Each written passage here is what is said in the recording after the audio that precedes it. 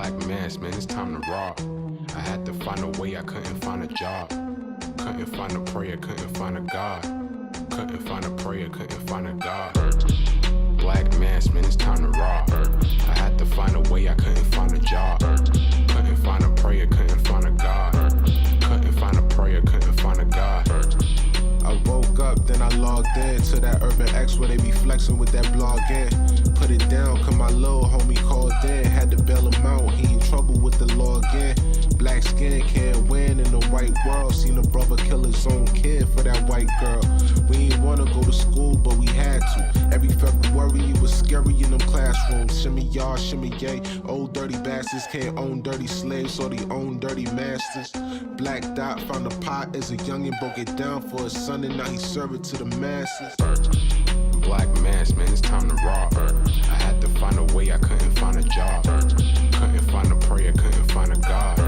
Couldn't find a prayer, couldn't find a God. Black mass, man, it's time to rob. I had to find a way, I couldn't find a job. Couldn't find a prayer, couldn't find a God. Couldn't find a prayer, couldn't find a God. Urban excellence, a product of my residence. From 4 to 44, Obama was the president. I told mama I ain't tryna go to church. I'm like Adam, every Adam is a product of the dirt. And I've been reaping what he sowed. I got the product, got the dirt. And I can teach you what I know, but then you gotta put in work. You in trouble if you waiting on the government. I told my bro I make it out the hood, and that's a covenant.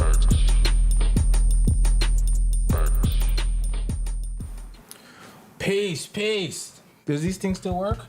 They do. Do these things still work? They do. Blow the dust off it. Poof, poof, poof. What's good, everybody? What is good? Welcome back to Urban X. We're here. In the flesh. In the live. flesh. I'm here. He's here. We here. We here in the flesh. Thank you guys for joining us. We missed you. Okay, we're your host. I'm Malcom. This is the artist formerly known as the Black Dot. Okay, 3-time author, best-selling author. We here. Yes. Let's celebrate that. Clap that up. Yes. That was a weak clap. Do that again. Thank you. Oh yeah. Thank you guys for joining us. How are you guys? How are you? Right? Tell me about it. Right? How are y'all doing? I mean, how are you doing? I'm great, man. It's amazing to be here doing a show. It's amazing to share with the world this creation, which was at least 15 years in the making. Very long time to put this together, mainly due to trauma, you know, and how we deal with trauma or don't want to deal with trauma, suppress trauma. And so I finally got through it. I finally put myself in a position to finish this body of work because it's dedicated to my two sisters. Yeah. Wanda Harris, who I didn't meet until 48 years of her existence, and my baby sister, April Johnson, who I had, found much early in life, but who suffered at the hands of a lot of trauma. You know what I mean? And so it felt good. Yeah. It felt really, really good. I'm real proud of the work. Thank you for being here to celebrate this with me. Yes, we're here. You guys saw, if you saw my pops, he put up my reaction to getting my book package. Yes. Right? And that was all authentic. I was literally just expecting a book in the mail. He was like, it'd be in the mail.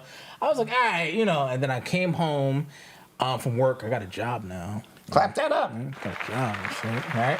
So, came home from work. Avery was like, hey, your package is here. And I saw the box. I was like, what the hell? So I was like, you know what? Let's film it.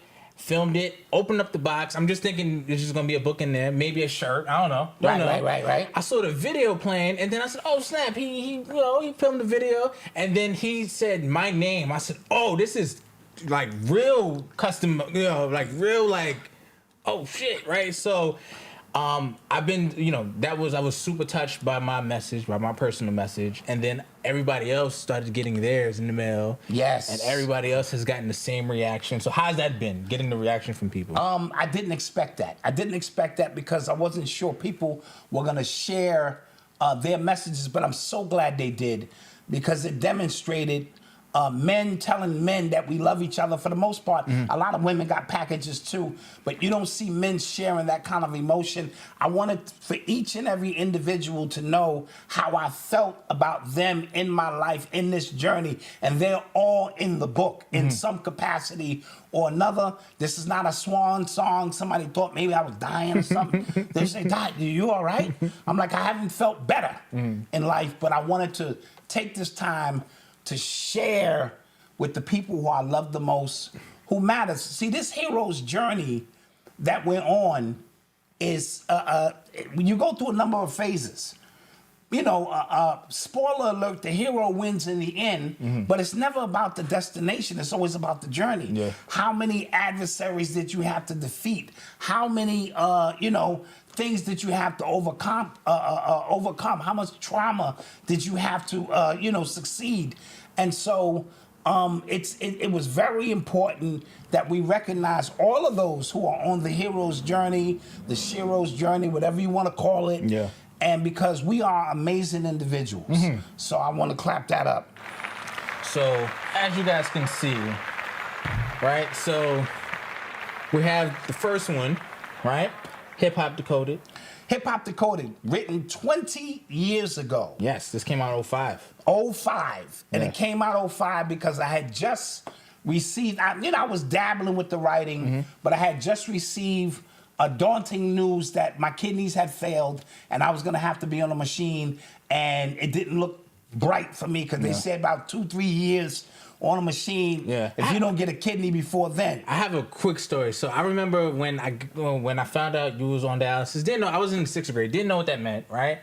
And I remember talking to my mother, she starts crying. So I'm like, wait, like, cause I don't think you told me how like serious it was. Yeah. And I don't think I understood how serious it was. And I told mother, she started crying. And then I went to football practice. They're like, how your pops doing? I told them, and all of them were like, damn. So I'm like, yo, this is serious. And then the next day I went into school, didn't tell my teacher who I was talking about. But I'm like, how long do people usually live on dialysis? And then she was just like, oh, that's over. Like I was just like, yeah, this is. I have to go home early. Like that was a horrible day. But what's interesting about the newest book, as we'll get to, like the journey to each of these are in this book too. It's kind of meta. Yes. Really cool. Yes, they're all connected. Yeah. Every story is connected to another story. So I wanted to make sure I left something here. Yeah. And hip hop was my first love, greatest passion. So I put out Hip Hop Decoded. It had a lot of errors in it, things like that. 05. 05. And then, I went through the process and started fighting for my life. I didn't start living until I thought I was actually dying. So then everything became important. Every breath I took, every butterfly I saw, every blade of grass, and that's in the literal sense. Then 10 years later I write Urban Culture Decoded, which was 2015 this came out. right, 10 years. Yep. See, every book is in the 10-year cycle. Yeah. So Hip Hop Decoded is my love, but the environment which birthed hip hop, a lot of skepticism and controversy. It took a certain environment to birth what we call hip hop. So the liquor store, the church, the barber shop, the sneakers, the watches we wear, the drugs, all of those things, and the maze that becomes culture is important. So that's what Urban Culture Decoded was really about, showing you my maze through it. Yeah. And then 10 years later, 2025, my personal story on how I, through my hero's journey, navigated through hip hop, through the environment that created hip hop, and then into my personal story. You gotta laugh to keep from crying. You need the money shot.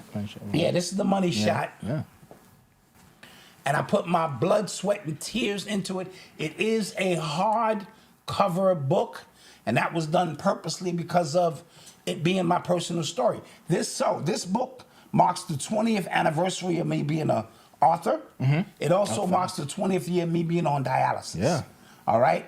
And so 20 years later, the God is still here.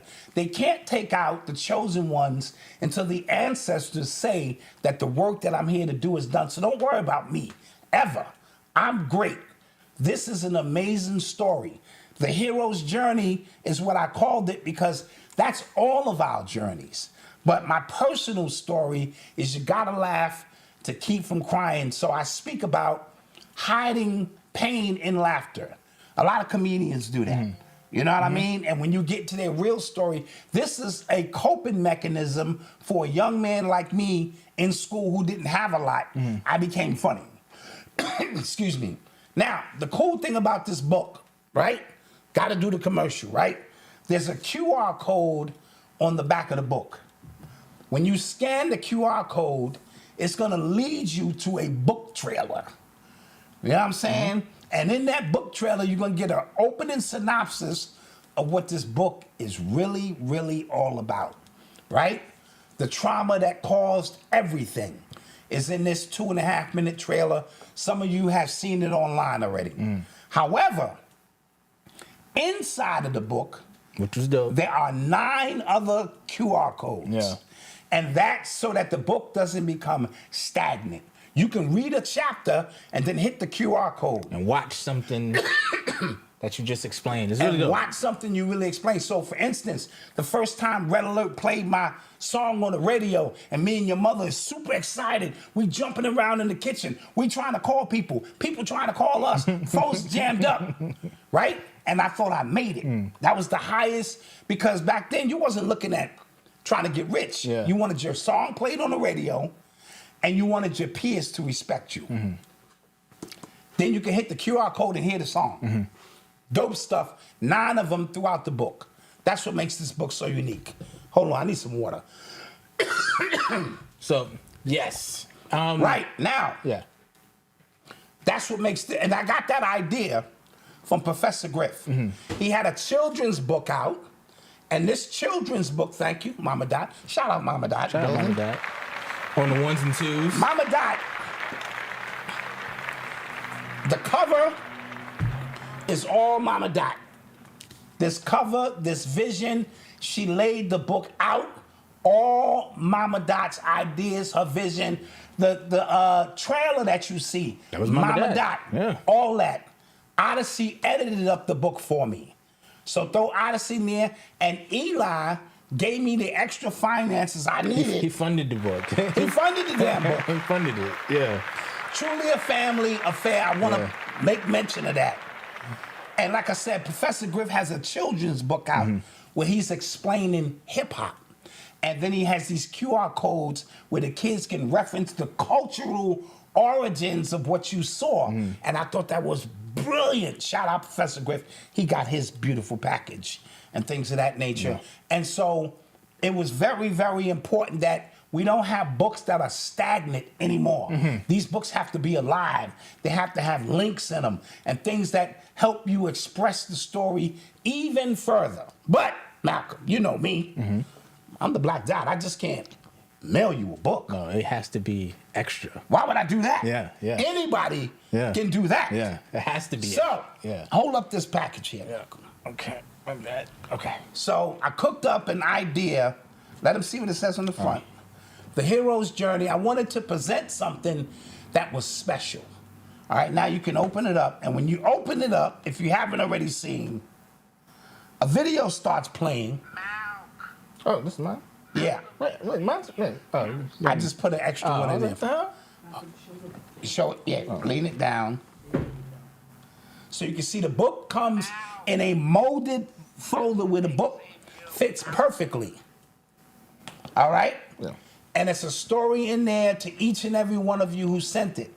You know what I mean? And so I thought that was, everyone who received it was blown away. Phil Valentine said, look, he said, that's the greatest gift I ever received. He said, I'm usually never at a loss for words. He said, brother, I am at a loss for words on how beautifully packaged this came. Yeah, you guys are done yourself, because this is a little something. They kind of did this under my nose. I knew, like, so we did our last Power 30 at the beginning of the year, right? At the beginning of December. Yes. Beginning of the year, right?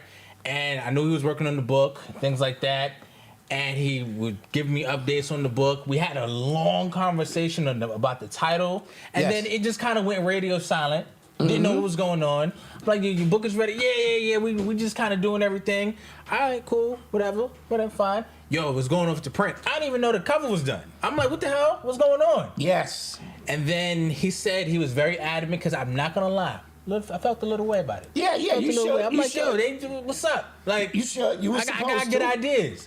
And then he said, no, I want you to really get at firsthand look at what you're gonna get. I want you to be surprised completely, and I was. Thank you. So that for me was priceless. Yes, and because normally I'd be leaning on you, Malcolm. What do you think about this? Right. I said, no, I want to do this, and I want you to open it up for the first time and feel, you know, how I feel about you as my son, but know that this is a gift from me to you. Now, let's sell some books. Facts. Right. I got these. This is not coming out until August 27th. It's your birthday. Which is my birthday. I chose that day. However, I got some advanced copies that will all be signed, autographed from me to you.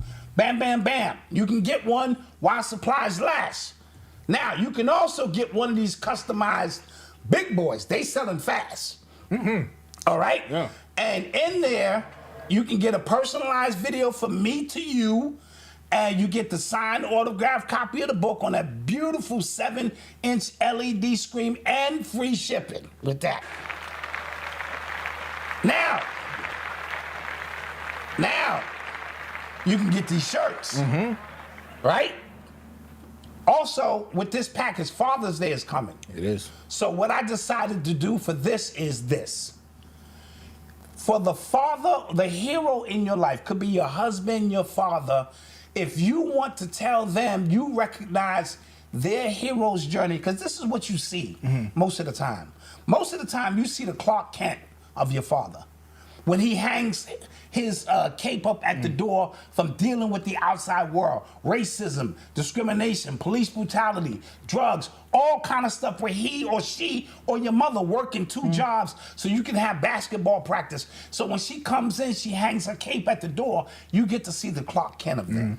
But you want them to recognize that you understand the hero's journey that they go through. So for a limited time, if you send me a personal message, 3 minutes or less, MP4 format, listen closely. Please. I can upload it in here, and when your husband or your father opens it up, it'll be you and the family or whatever telling him that he's your hero, you recognize it.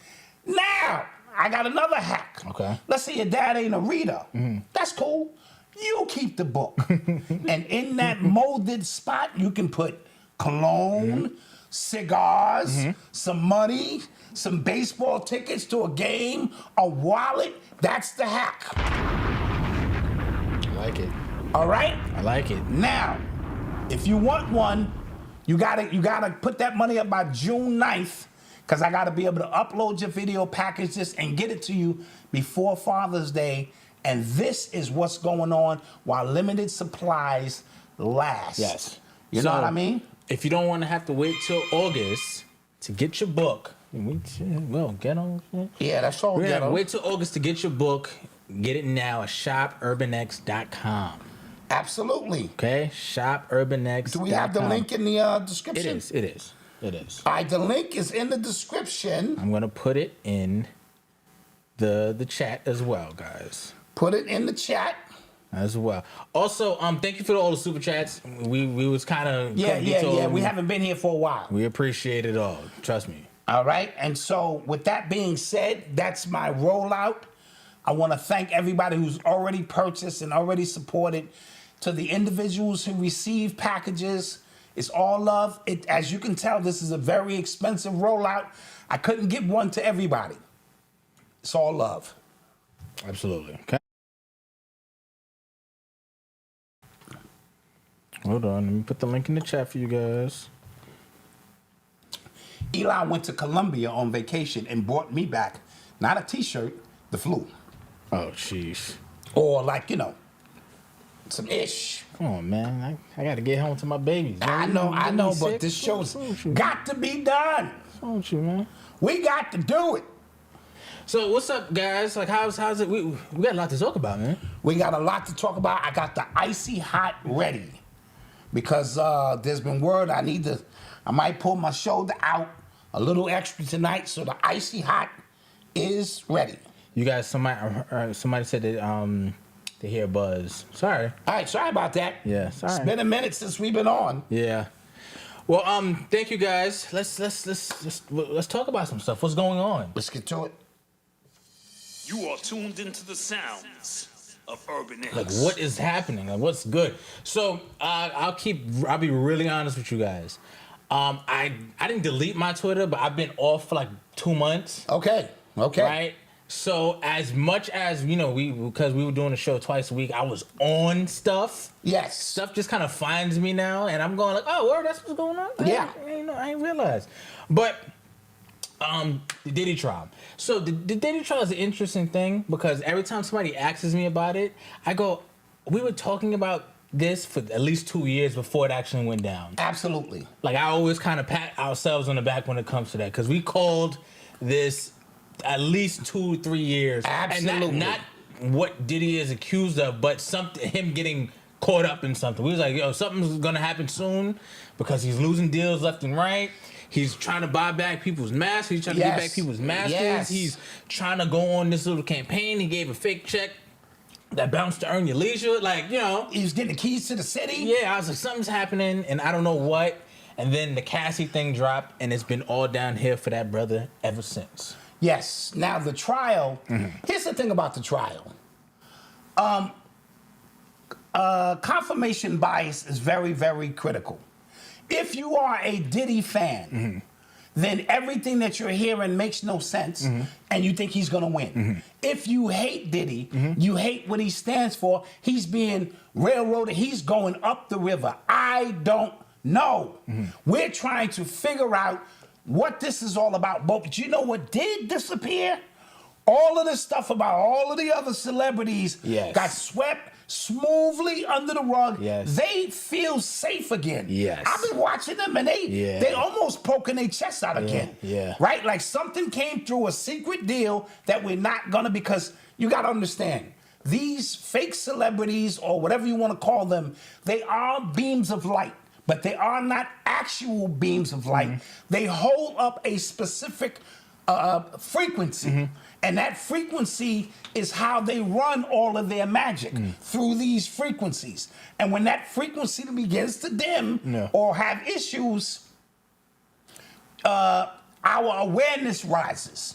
So it was very important for them to sweep the rest of that under the rug and get back to business. Yeah, because I remember the talk was, the celebrity tapes, who got the tapes, are they going to reveal the tapes? And I knew they wasn't going to reveal nobody's tapes, but that was the whole thing. And then now, from what I'm hearing, the little that I'm kind of following the case, but the people who, as you said, are on Diddy's side are going, what the prosecution is bringing, like they said it was going to lay this out brick by brick. They're going to need a lot more bricks now because it's not as much as they thought. However, on the other side, the testimonies that you are hearing are nasty. Are nasty and damning testimonies. God, yes. Damn. Like, yes. Somebody on TikTok said, she was just like, yo, Diddy destroyed a whole generation because, remember, his image was, I sleep when I die, I work 25 hours, 8 days a week. Like, all I do is work. I get what I want. I work, hustle, nonstop.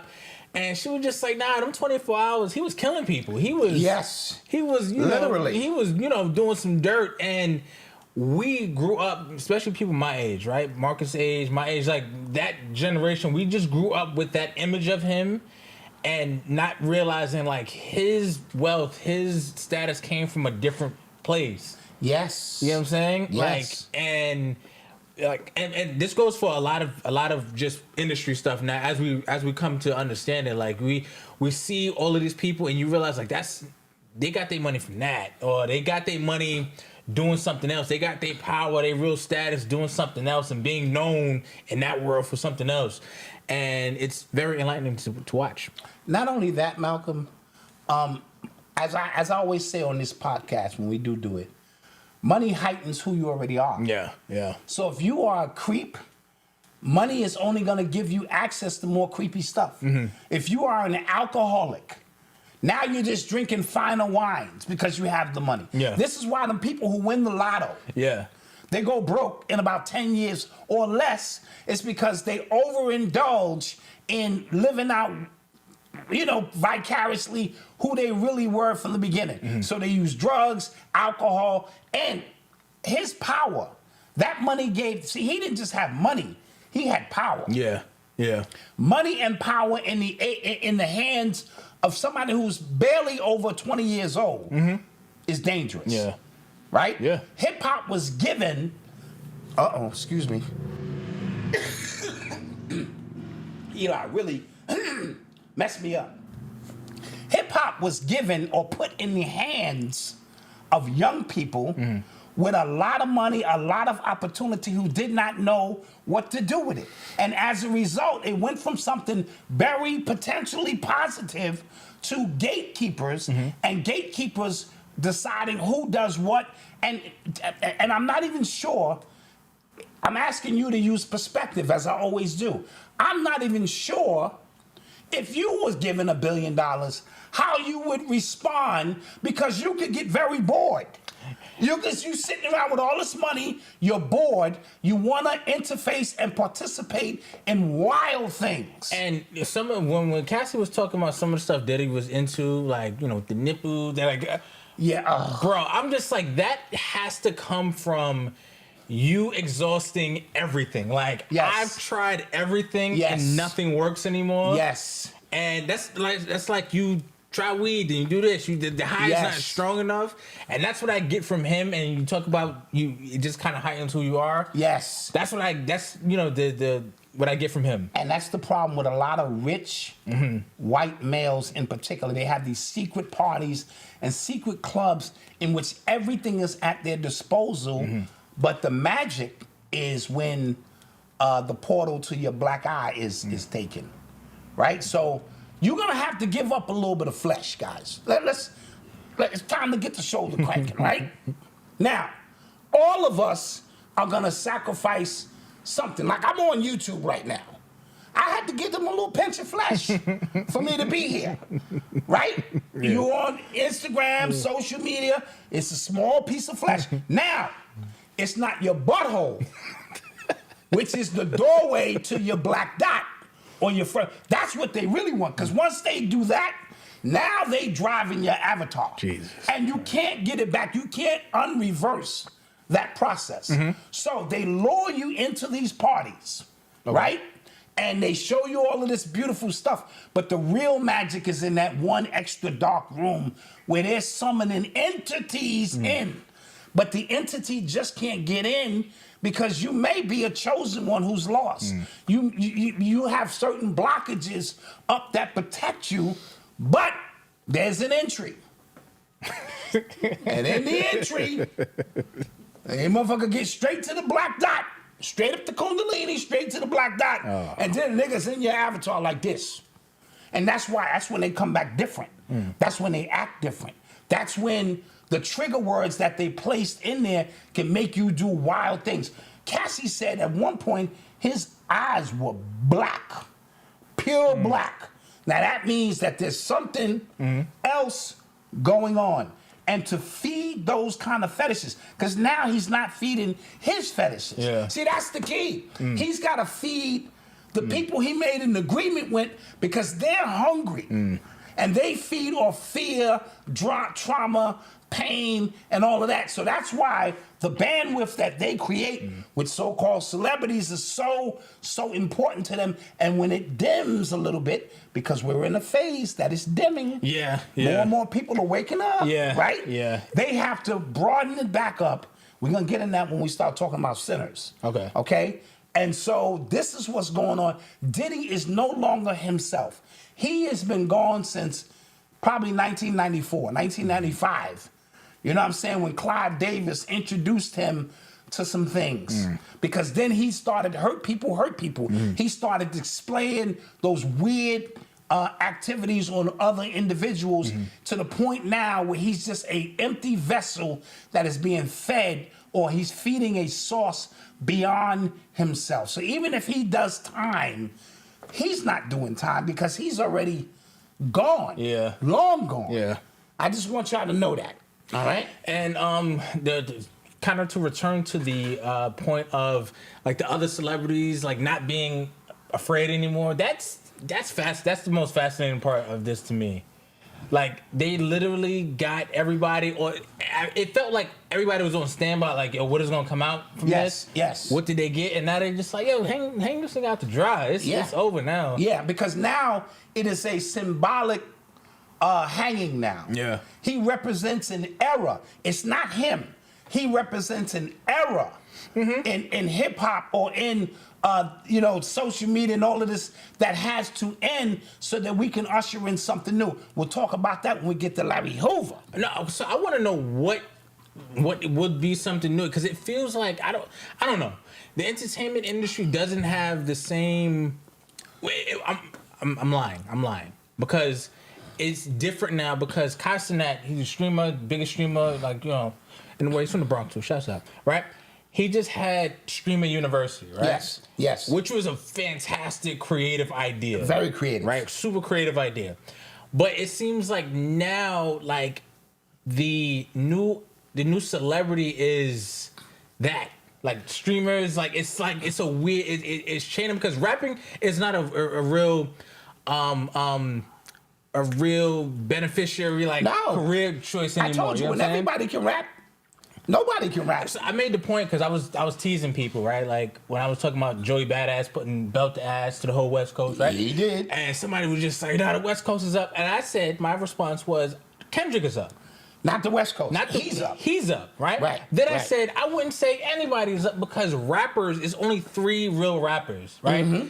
Everybody else, like, they can barely sell tickets. They have to get on these festival stages together. Yes. To sell tickets. They can barely sell albums. Streaming is not what it was. It's not like album sales. So rapping is not really like, And I come from an era when the rapper was a superhero. Right. Right? Because not everybody can. When you saw Grandmaster Caz, you was like, yo, that's Caz. Right? And then when the market got oversaturated, it took some time where everyone felt that they can follow the blueprint. It got oversaturated, and then the message began to change. Absolutely. Once the message changed, that means this is a co-opted situation. Shout out to Red Pill, Blue Pill, and Dr. Wesley Muhammad. They're doing a joint called the Hip Hop Theorem. Okay. Not theory, Hip Hop Theorem. I think it's Hip Hop Conspiracy Theorem. Okay. Which is proven, and I believe Dr. Wesley Muhammad has a brand new book out. I will get a copy of it, dealing with, hip hop and things of that nature. And so, what you're seeing is the changing of the guard. Now, authenticity is going to make a return. Yes. Being who you are under all circumstances holds more power. And I also told you guys, when the money is no longer what you're after, the paradigm shifts, because that's one of the carrots that they always dangle. And when they can't get you into these parties, because now you are aware of what goes on in these parties, ball game is over. Yeah. Right? Yeah. Now, you will always have a few whose ribs are touching, who feel that this is their only way. I'm not talking about them. Excuse me. I'm talking about the chosen ones. The ones who we are here to get this job done. Yeah. We're forging in something new. And it's going to take a little bit of time to get done, but I promise you it's going to get done. So, Kai Cenat, he's going to have his run, but then that's going to wear off. You sitting there streaming, bro. That's what we're doing, bro. It's just, and I don't watch people streaming, but it's a fascinating world. Like, they got people just following around with cameras. Like, just there's people at the university just sleeping, and people were watching them sleep. Yeah, that means we have reached a low point. It's I don't know where we go from here in this stage, because now you're observing the observer. Yeah, we way out of pocket. Yeah, I'm watching reaction videos to reaction videos who are reacting to something that yes. So watch it all burn. That's what this book was all about. Yeah. This is the best book I've ever written. I revised it. Side note, it's coming out on my birthday as well with 12 new chapters and revised the book. This is absolutely Man, what's up with you? You got a lot of energy now. What's on? Like the best book where's it coming from, man? I ever read. Where's it coming from? It's coming because the band is back together. Yeah. You know what it is. Got a lot of energy. I like it. So, with that being said, we will keep our eye on the Diddy trial, but Diddy is long gone. And watch, because when his money starts drying up, his family is going to start going to war. Because the only reason they love him, for the most part, I don't mean his personal kids, but the people around him, is because what he can provide for them. When he can no longer provide. And what's gonna happen is, because I saw it on those, like, there's two like Diddy docs on, I think it's on HBO, and it's another one, I forget where it is. They're terrible. They're horrible, right? And I think I spoke about that. But all it is just people who just want to be on camera. So what he's going to provide is just content now. Yeah. For people who are close to him. Gene Deal has been running it for 20 years. And then he knocked some dude out. Yeah, recently. One of the little reporters. But yeah, he's going to just provide content, and that's how people are going to, so book deals, expect them. And expect more docs. Yes. Expect like stuff like that.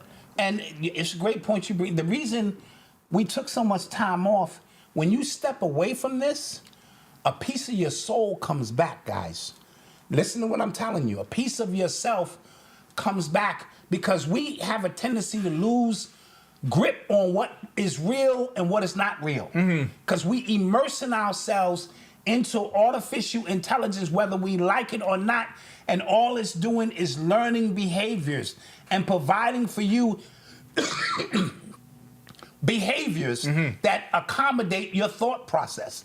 Right? I'm telling you, like, I've been off Twitter for like 2 months, and I feel like light. Yes.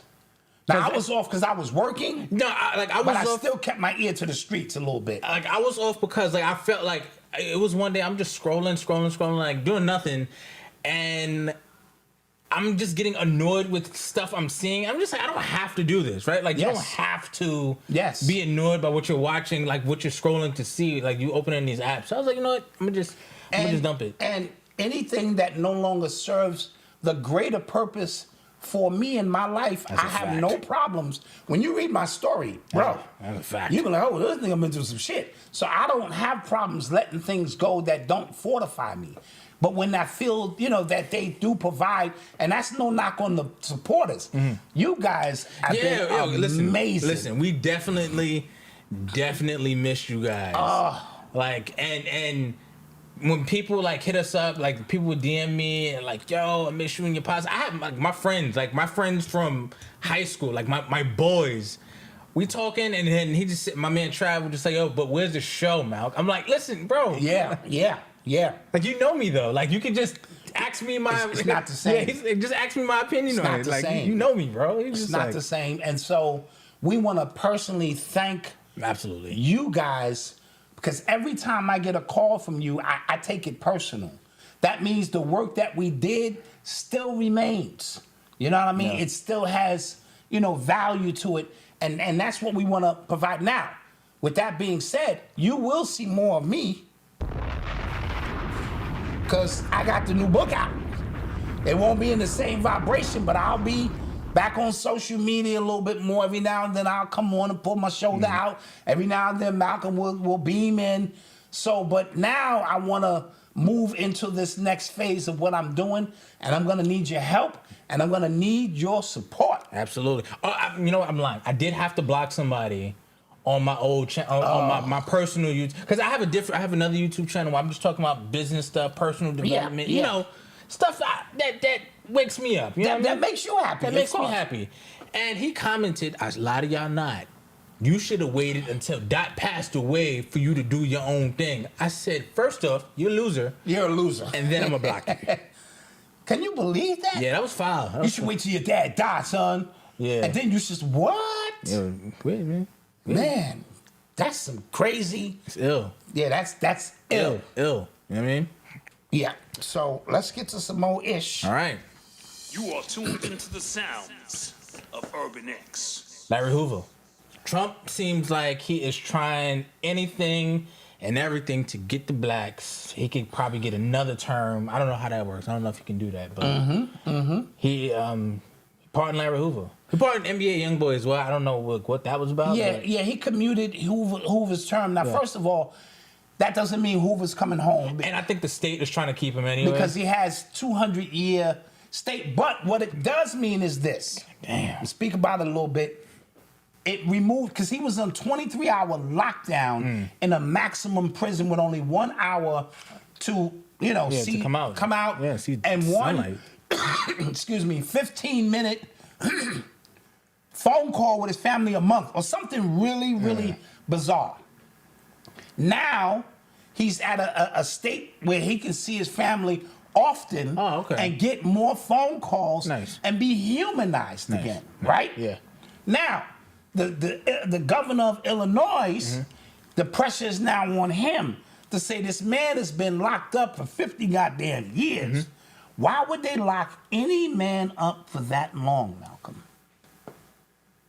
What, because they think he's going to do something? Or? No, what I'm trying to say is, and this goes back to what Rod Hayes has been talking about, and people thought Rod Hayes was crazy. There's something unique about Larry Hoover. I don't know what it is. It's not just as simple as he was out here killing people. It's much, much deeper than that. I believe his frequency, or wherever he's from, is very, very powerful and very strong, and they have a fear factor involved with that process. However, by Trump doing what he did, there's a physical aspect to it. Maybe he's trying to gain favor with black people. Then there's a spiritual connection to it of taking somebody who still has the ear of the streets, somebody who's made into a godlike being, right?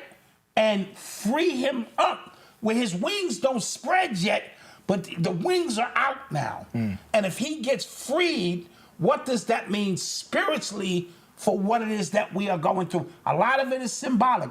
Rod Hayes was breaking that down beautifully about, and I listened to it was a black woman, she's connected to Trump's cabinet. She said she was at the concert, the first time she heard about it was the Kanye and Drake concert. Wow. And she became aware of this situation. Wow. And so we have a very, very unique situation here of who the fuck Larry Hoover is. Meanwhile, there was a $1 million bounty on the head of Assata Shakur for years. When Obama got in office, he upped it to $2 million. So on a lower level of this is political chess as well, right? Because Trump is going at Democratic, justices like states and stuff like that, and kind of tinkering with cases that are near and dear to them. So Larry Hoover, there's a conservative, rep going at the Tory situation. Yes. Like they're doing these things to undermine each other, and black people are the ones who are on the bottoms fighting it out as a result of this. Like it always is, but it's funny. But to kind of watch. It's all about so-called black people. This whole thing is about gaining favor with you as this shit shifts. However they do it, that's all they're concerned about. So while on the surface they got you thinking you below, remember this is bizarro world. You're on top governing this shit with your thought process. And because you don't use your thoughts, not you, your thoughts are being borrowed sort of like a damn birth certificate. And we can borrow against your shit because you're not using it. So we got a nigga's thought process and we borrow against the Galactic Federation. Oh, you not heard? I heard a pop. You know what I'm saying? I heard a pop. Like, get this thing going. God damn it, get this thing going. Yeah, right. And so there's a lot going on, and it's happening simultaneously, and we don't want to get lost. I love everything Trump is doing. Really? Everything. You know why? He's an equal opportunity offender. Okay. He offends white people, black people, Jewish people, Christian people, Muslim people. He's offending everyone. Now, excuse me. When you talk about you want change, right? Mm-hmm. You want change, but you just want change to come. Yeah. You don't want to go to the gym, Malcolm, and do them reps. You would take a pill right now to have a beautiful body. Who wouldn't? You mean I can put this food in the microwave now? I ain't got to wait for grandma to say, come on back in about 20 minutes, baby. Grandma gonna have all but I can smell the food, grandma. It's not ready yet, baby. I can put this TV there in the microwave and then throw some water on it. yeah, throw a little water on that bloop, and this shit is ready. Yeah. And it come with an apple pie. Yeah. Not as good as grandma's, but it's got a little apple pie. Yeah. Dude, I'm going with that. Right? Yeah. So people claim they want change, but they don't want to change. Yeah, that is a message for life, man. Yes, so, and I always tell y'all, change is violent. Yeah. Birth is violent. Yeah. So we're going to have to, no matter who's the one leading us through this grinder, we have to go through this grinder. These YNs, I'm not calling them YNs, they're YGs. They're young gods and goddesses. I'm sorry. We have to change. I know what you're saying. I've been locking my doors. I know what you're saying. Click. But I told y'all in this 10 book, I got to keep referring to it, they came here for war. But because we haven't established who the open enemy is, they're waging war on themselves. Now they're waging war on you. Yeah. Yeah, I understand, but still, you know. Right? Yeah. So they have a purpose. They know what their purpose is. Come here, get money. Blah, blah, blah. I just saw a video. They say, yo, it ain't even about the money. We want souls now. And that's some scary ish. For a nigga like me and my 50 souls, bro, I'm just trying to go to the store, get my little groceries. Yeah. They want souls now. Did you hear about, I think it was a breaking and entering, I think in Georgia, and 3 young dudes, White 2 guys, brothers. right? Oh, they was brothers? I think they was brothers. Okay. Black dudes. Black kids. Like, they were young, like 16 to 18. Broke into a house. They was ski masked up, had guns. Homeowner came down, killed all of them. Laid them out. Yeah, and then, like, the parent of the It's now suing. Yeah, that, like... Yeah. It's a lot happening, bro. It's a lot happening all at once. So Yeah. stay safe. You are safe, right? Yeah. Stay protected. Stay aware. And delve into this, but don't become any of this. Please don't become any of this. That is the message. Right? Don't become any of this. That is the message. Because believe it or not, right outside of this is a whole nother reality. Yo, there's people, like I told you, I got a job now, so I be working with people. Well, hold on. So you got a job? I got a G-O-B. Company man. I got a gob. Hey, honey, I'm home. I hope those chicken breasts are ready. You mean you got one of those? I got one of those. Wow. So, but I be working with people who, like, what they care about, what's going on in their life, has nothing to do with anything that makes my life move. You know what I'm saying? No, like, absolutely. just what they care about. They like who? Kendrick and Drake. What? Side note, I'm proud of you for having a job. Thank you. You know, No. I'm proud of you for assessing your family situation and figure out the only way or the best way to get it done is to get it done. I've been telling you, figure it out. Those are my favorite words to you since you was a little kid. Figure it out. Figure it out. Yeah. Because any real man, that's what he gonna do. The babies will not go hungry. Y'all think I be bullshitting when I be like, welcome to Happy Burger. Yeah. This is Black Dot. May I take your order? Yeah. I'm dead ass serious. Yeah. So continue. But yeah, like just we talk about like algorithms. Like my TikTok algorithm is way different from your TikTok algorithm, Yes. but that's life. Like what you see is way different with how somebody else sees something and how somebody else interacts with something. So that's what you kind of think about. You have to deal with people online, and you might get into an argument. You have to kind of like check yourself. Like, yo, their algorithm is completely different from what yours is. Yes. Like physically and figuratively as well. Like you have to really step out sometimes and go like. And why am I getting upset with somebody I don't know on the other end? I don't know this person. So I just recently like started using Reddit for stuff. Reddit is great, by the way. You ever been on Reddit? No, I heard about it. Great. Though. Like every situation that you thought was unique to you, somebody's been through it. and they have something to help, right? Okay. But Reddit is a anonymous thing. Like, everybody's anonymous. There's no real pictures on there, and people have opinions about a bunch of stuff.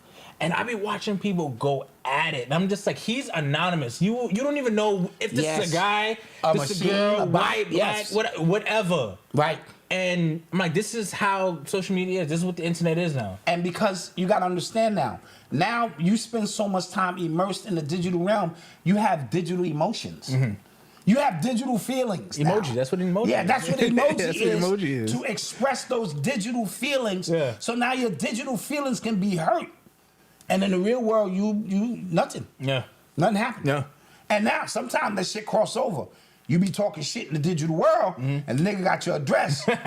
Show up at your house, bing boom. Yeah. Knock your ass out. Like, this is real life. Yeah. You know what I mean? So don't poke your chest out and be all bold. Do you want to do the commercial break? Yeah, we have to go. We gotta go. Forgot to do this. We gotta go commercial break. Yeah, we're not going anywhere, so relax. The Knicks are gonna be playing. Yeah, they on now. So don't worry about that. The game ain't gonna start till the fourth quarter. Yeah. If you in that. So we appreciate you here. We're gonna take a quick commercial break. A quick commercial break. And we shall return. Mommy, wake up, mommy. I remember yelling at the top of my lungs as my mother lay in a coma, slumped over the bathroom tub. Her shoestring still tied tightly around her arm, and a syringe lay on the floor close to her body. She was just seconds away from dying from a drug overdose, and I was scrawled all over my mother's limp body, smacking the hell out of her. I was pleading for her to wake up. I remember turning on the cold water in the tub and pouring it all over her face, trying to wake her up. My yells turned into cries of desperation as I still got no response from the woman who I loved so much. The woman who took care of me, the only woman I knew. As her head lay cradled in my arms, I saw her life begin to slip away. She no longer looked like my mother. I pushed her eyelids open to see if she was still there, but all I got was a cold, empty stare. What more could a 5-year-old do but cry and ask God, please don't let my mommy die? Then, as if my cries were being heard from above, an angel was sent to me. Not your ordinary angel, but a black knight in shining armor. That black knight was my Uncle Chris, who emerged seemingly out of nowhere, towering over me with an aura of invincibility. As he stood in the doorway, suddenly I didn't feel so helpless. I didn't feel so alone. If there was a God, he or she had answered my prayers. My uncle, who was much bigger and stronger than I was, began to resuscitate my mother, smacking her much harder than I could. He picked her up and placed her into the tub, running cold water all over her body. He told me, run into the kitchen, look into the refrigerator, and get some milk. I stood frozen for a second. I'm thinking, milk? Here it is, my mother is lying in a coma about to die, and you want me to get some milk? I later would come to understand that milk was commonly used to bring down a person's high or bring them out of an overdose. Within a few minutes of performing this overdose ritual, my uncle had did what I didn't think was possible. He had given me back my mommy. Still in a delusional state, she turned to her 5-year-old son, and all she could say was, Dwayne, I'm sorry. So happy that she was still alive, all I can say was, Mommy, I love you.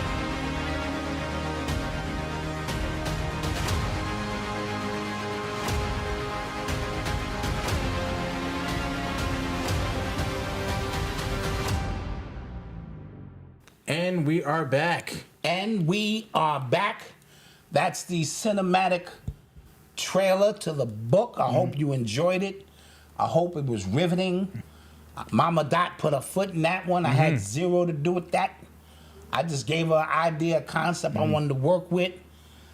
She put that down for me. You know what I mean? Absolutely. And so I'm very happy for this rollout right now. You Gotta Laugh to Keep From Crying is the name of the book, the new book. How much you think I should sell for, Malcolm? Like if Tyler Perry came. Oh, please. Tyler Perry is literally like, I mean this from the bottom of my heart. I hate him. From the bottom So of my Tyler, heart. you out, bro. You out. I don't care what your money amount my is. God, yo, You I watched a movie he put out. It's called Duplicity, right? Interesting concept. Like to the point where I was like, okay, all right, you know, Yeah. This is, you know, this has a little storytelling chops to it, and then just in Tyler Perry fashion, he don't know how to end something, And he destroyed it. and he don't know. Oh my God, I hate him so much. I hate him. Well, Tyler, sorry about that. This is an amazing bestseller. It's gonna be a New York Times bestseller. You out. You out. Malcolm said you out. He just can't stand the sight of you. Yeah, seriously. But if Ryan Coogler come and want to do a movie, you know what I'm saying? Ryan Coogler. All right. Let's talk about Sinners. 'Cause, Yeah. Let me get to this flyer real quick. Oh shit, I'm on my phone. I'm going to be live at Long Island University, Throwing it back. Okay. taking it way back to the days of Eye Opener Productions. Okay. Brother Shabazz, Brother Christ. You know what I mean? When we were bringing in all of the legends. All of the legends came through our doors. And you know what I'm saying? That's when I met all the young gods. Red Pill, Blue Pill, Alcea, the Duke of Tears, Adika, Butler, King Simon, Rich, Black Magic, 363.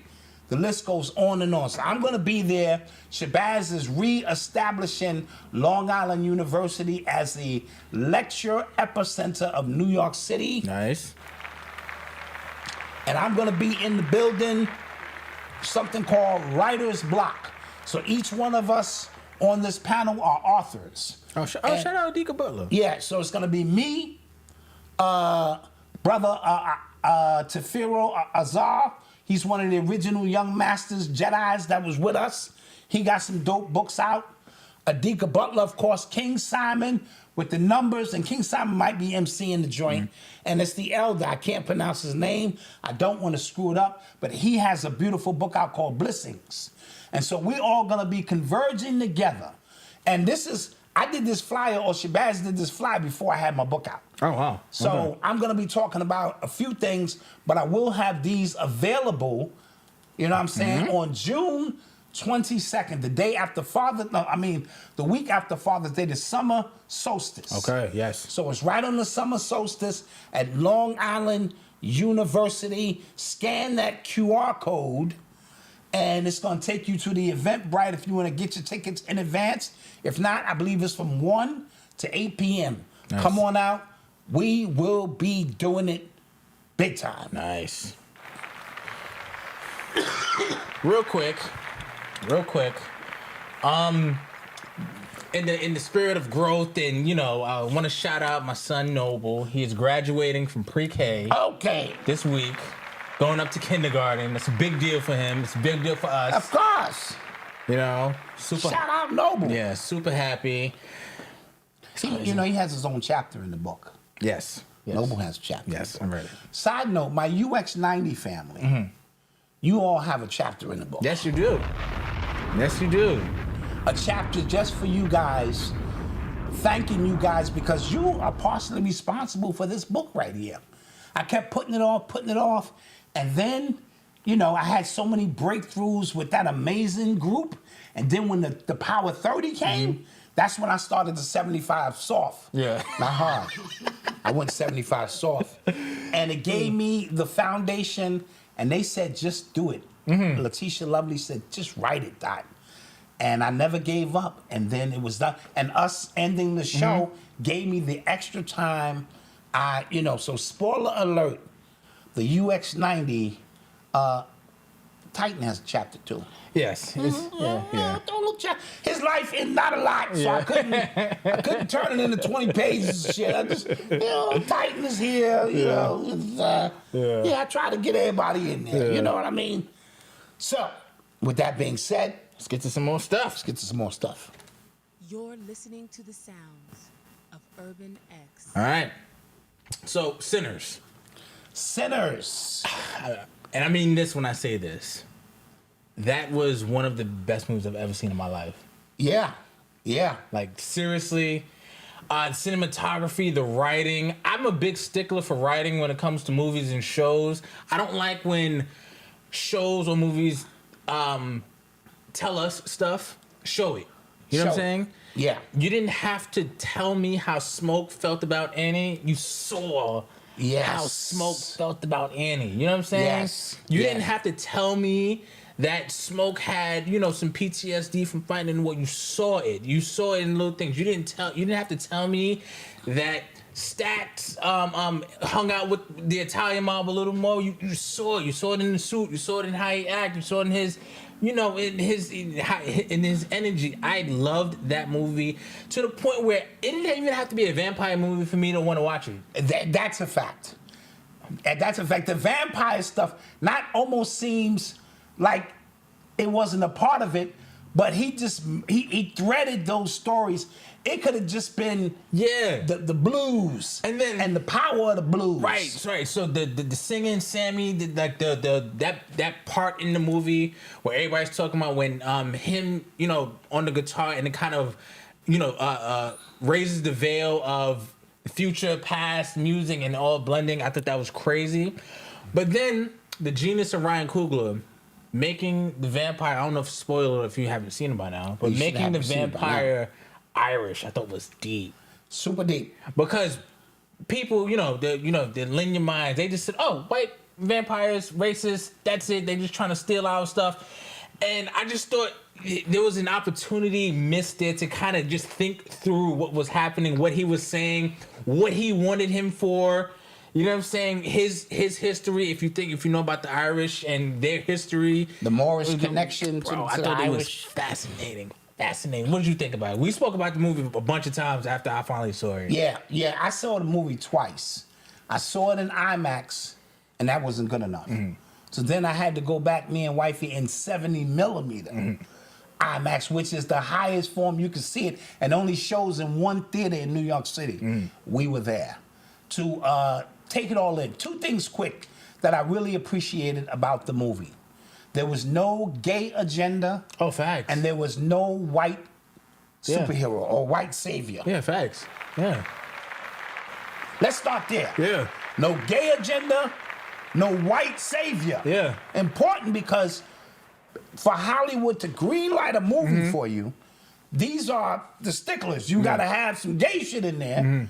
You know what I mean? Like, you could be watching a great movie and then just some gay shit happen. You're like, that... It just goes across the screen. It just goes across the screen like that. That was totally unnecessary.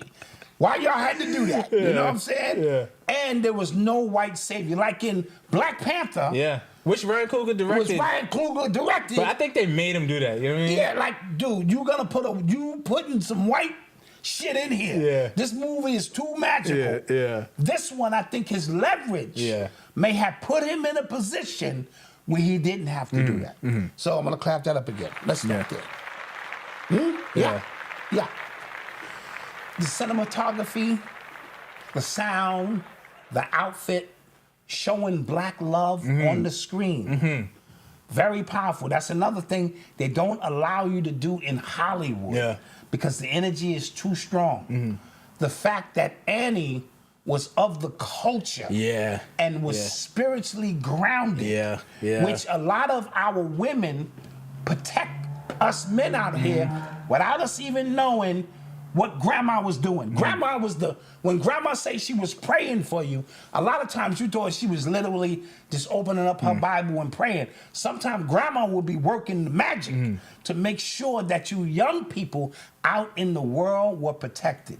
But Annie was the one that provided that, and that love scene and that magic and those tig old bitties of hers.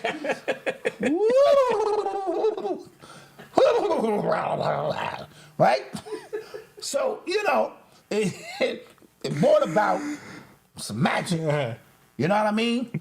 The scene, I'm just going to jump around a little bit, where he's playing the guitar and he's moving back and forth into time is what birthed everything that you see. Music removes time and space. It allows you, I can play a song right now and you can smell the cologne or the perfume of the girl you was with during that time because it enables you to go back and forth.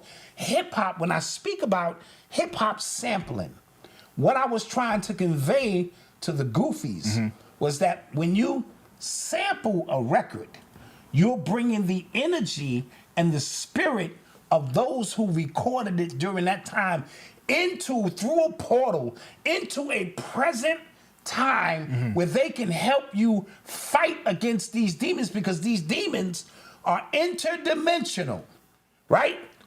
Remick might have been following Sammy through time space, through dimension hopping and waiting for a specific frequency to rear its head. And when the frequency rears its head, is bing. Okay, that's where we need to go. Yeah. Right? The reason they're always after the catalog of Michael Jackson and Sam Cooke through the beginning of time, because the catalog is the stories that they've been trying to get their hands on forever. And those stories are not just this time. Sam Cooke stories go way back. Michael Jackson's stories are from his existence throughout universes, just comprised in a, you know what I'm saying, a selection of songs. So this is why these devils are always after the catalog, because they can't understand the stories in that capacity. So the moving back and forth, the sampling was an ability of ours that we just adapted to bring those. Now, with that being said, the first messages of hip hop were always positive, or always revolutionary. They confused it. They muddled it and made it about something else, and then it became something else. But we were performing magic every time we sampled a record and brought the energy of those through portals and allowed them to exist in a different time and space. So kudos to hip hop for that. The beautiful now, when the house burned down, it was just a symbolic of shedding this shell, which is not us. So when you saw the house burning, that was Kundalini energy as well from the base of the spine. All of these things that we need are part of the cultural maze that we are here to solve. So look at the ingredients. Alcohol was involved. Probably some drugs, they just didn't show it. Sex was involved, right? Food was involved, and the actual human body raising the energy. So all of these things are the things that we do today and use today in our everyday life. They have corrupted it by the overuse and abuse. And so now you don't know the proper frequency to use these things. Because my mother and them used to do this every Saturday night. You could smell that fish frying in the kitchen. I'd put them little 45s on, you know what I'm saying, to get that rocking. They would be having their drugs and then they would be doing these dances, and that energy and magic kept us alive. It kept us safe. They went into those actions. Now, from a hip hop standpoint, because I'm just gonna go back and forth, hip hop in the early ages was just us, right? Now, there were some people who, like in the movie Sinners, you saw some Koreans or whatever. They were around, but they weren't the recipe or the sauce. You saw the Choctaw show up, and they were around. They just wasn't the sauce. So in hip hop, when you had all of these other entities around, they just wasn't the sauce. We get it, but they were around during these times. That was a great way you put that. I like that. All right. And so then the remix of that time started showing up. Blondie, Fab Five Freddy brought Blondie to see Grandmaster Flash do something she had never seen before. He was taking 2 records and now suspending those records with 6 and 7 breakbeats, spinning them back precisely, catching it, and then, and so she came out with a song. Fab Five Freddy, everybody's time. TJ, Flash is Flash, Flash is good, you know the words, and it ain't no good, and you don't stop. It was so rhythmic when it was at the front door. Like, songs, we had songs that we want to sing. We want to eat and party. Man, let's play a little tune.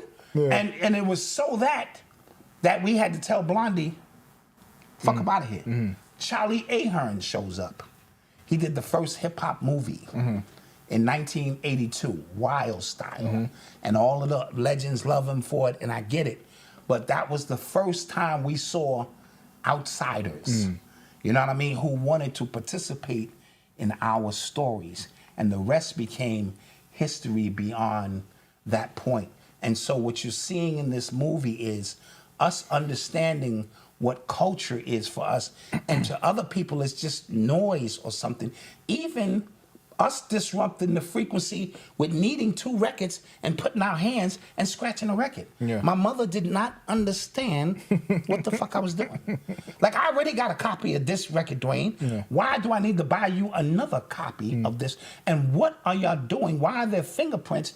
And all this, it sounded like noise. We had to disrupt a bandwidth that we had got locked into called disco. And then the disco was where all the fruity stuff started happening.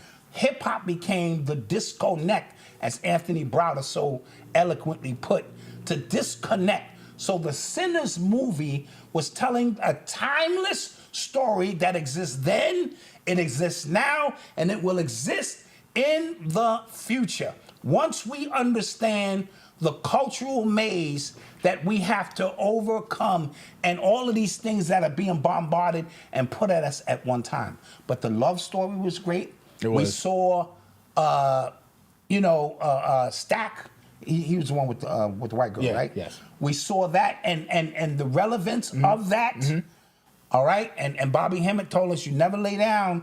He said one of your spiritual senses shut down when you sleep with white women. That's what Bobby Hemmett told me. And look at all these dudes sleeping with these white women. These Zion basketball players. You heard about Zion? Yeah, I heard about man. Zion. They going through it. Your game ain't the same, the whole 9 yards. And so the movie in itself, in a nutshell, was beautifully crafted, beautifully done. The energy of it, the story, and now that the story can go forward or backward. Yeah. They could do just Smoke and Stack in Chicago. Yeah, as gangsters. And another thing that was really clever, and it was so much like context that you could read about. Like you could read about the ship that came in from Ireland when all of them was dead. Then one guy they heard music the whole time, and then everybody's dead. Then one guy was on there. That's an actual story. That's a story, right? Yes. The war between the Irish mob and the Italian mob in Chicago around that time, that's an actual thing. So you can use your context clues to go, oh, what if Smoke and Stack were playing the same person, robbed them both, had them thinking it was each other, that's why they went to war, that's why they came back down, that's why they needed to make this money to make it was such a great movie. And the fact that he had actual voodoo priest Yes. on set. Consulting. Yes. This like- pissed a lot of white people off because they understand, what it is that we're doing. But the magic of it, the acoustics, the sound, vibration, everything, Delta Slim, or was it? Yeah, was it Delta Slim? Was it Delta Slim? I think so. You know, do you have that number? I hate when you was do that. only protecting my wet mouth. I don't like when you do that. Do you have that number? Yeah, him. Delroy Lindo. Yeah, he's Delroy. He's a beast. It's my guy. It's my guy. Him. You know what I mean? Yeah. And so the passion he felt when he's riding in the car and he's telling what happened to his people and the passion you felt throughout this was amazing. You know what I mean? And so I really, really appreciated the story could go forward because of Stack and the girl survived. You know what I mean? And things of that nature. You know what I mean? How they moved. They talking about Tom Cruise might be in the next one. Heard? Him and Coogler have this thing for each other now. Oh, God. And so Tom Cruise might be Tom Cruise will make an ill vampire. He'd make an ill vampire. He would. Because he's a real one. Yeah, that's what I'm saying. He knows all the shit. Because he's a real one, yeah. And so I just thought overall it was worth seeing a couple of times if you can see it. A love story, a story of betrayal, the twin pillars. I don't have to get into the Masonic aspect of the pillars and the polarities and all Red of and those blue. things, the red and the blue, you know what I'm saying? And all of those things, You know what I mean? I'm pretty sure because I'm pretty sure KT did an excellent one. So many people have done it. Yeah. But those were the things that resonated with me. There was no gay agenda. There was no white saviors for starters. And I could see the relationship between the dance and again, this is the book that I want you to buy. But this book is the one that goes through how we're in a cultural maze and we don't know the right frequency of alcohol or drink. It may just be 2 drinks with a certain dance. There's so many different connecting parts to it, but we've lost our bearings here. But this war is an interdimensional. They might be following your ass across timelines, bro. And you are suppressed until you get back on your hero's journey, and when you come up and shine again, bing, it's like a bing. So then they send out their minions over here to begin to try to stop you or whatever it is that they're trying to do and engulf themselves in. And then when you deal with Brad Stoker, Who's that? he wrote Vampire. Okay. He wrote Dracula. Okay. He's from Ireland. Oh, that's right. Yes. You know what I mean? Yes, And yes, so yes. you get all of the connections that tie into this. And I thought it was brilliantly done. Auntie Wanda's right. She said Tom Cruise was in Interview with a Vampire. He was in an interview That's with right. a vampire. I mean, Thank you. touche. Thank you, my sis. Touche. All Appreciate you. right. You are tuned into the sounds of Urban X. So, I've been seeing more. First off, go buy this. ShopUrbanX.com. ShopUrbanX.com. Stop Right? playing. Get a signed copy, or get an official. Oh, get the official premium Get the joint. premium I only one got a on- few of those left. Yeah, This yeah. premium joint is the one where it's a personal message from me to you with an excellent book inside that you're gonna love. This is a collector's item. See, another thing, we gotta get back to the art of it all. That's why I designed this that way, right? For you to get back into the art. This is a collection of art. Phil Valentine called this an ancient artifact. You know what I mean? And so I want you to have one. I don't have many, but you can also send me a message of MP4 and I can upload your message. And if you want to give it to your husband or your father for Father's Day, do that by June 9th, and I will make sure he or she, he gets it. You know what I mean? All right. So, I've been seeing a lot of chatter around Tory Lanez and Meg Thee Stallion because I saw some new videos, some new footage of, the night that it went down with the police and stuff like that. And Megan said she stepped on glass. The cop even said, oh, she stepped on glass there. She cut a foot. It's a lot of stuff happening, right? And we just kind of, we spoke about like how the Republican Party is kind of meddling into, Democratic states when it comes to these high-profile cases and stuff like that. So there's a lot of people trying to reopen this case, trying to figure out what actually happened, if Tory got railroaded. I'm not gonna lie to you, Malcolm is confused. I'm not gonna lie, right? Yeah. Because when this was initially going down, you guys can pull it up. I said, it just doesn't make sense for him to just shoot this girl. It just did not make sense to me, right? Cool. They went through the whole trial thing. He gets found guilty. He doesn't get found guilty, I don't think, of shooting her specifically. He gets found guilty for the gun, and I think for letting it go, for a discharge, right? It doesn't say shooting her, Right. but discharge, okay? Right. So now, I heard another witness from talking to the police said he saw the other girl shoot the girl. That was my original theory from the get. Yeah. But so I'm thinking this entire time, where was this evidence during trial? Right? And that's where I'm confused. Rock Nation, that's where the evidence was. Okay. The lawyer, Tory Lanez said it. His lawyer happens to be working for Rock Nation in some 3rd or 4th degree, type situation. Did you hear what the father said? The day Tory got sentenced, he went off on Rock Nation, not the justice system. He went off on Jay-Z and Rock Nation. What did he know during that time, right? That this is a Rock Nation artist. Jay-Z and Desiree, who we're going to talk about in a few minutes, have been tampering and have their hands in a lot of things, right? Now, if you're confirmation biased as a woman, see, this is what happens. it may have struck something in you, because it happens. It may have struck something in you which brought about a traumatic event. You want to just rally with the sister. What happens is confirmation bias in this day is so strong, that's all you see is what she's saying, even if it don't make sense.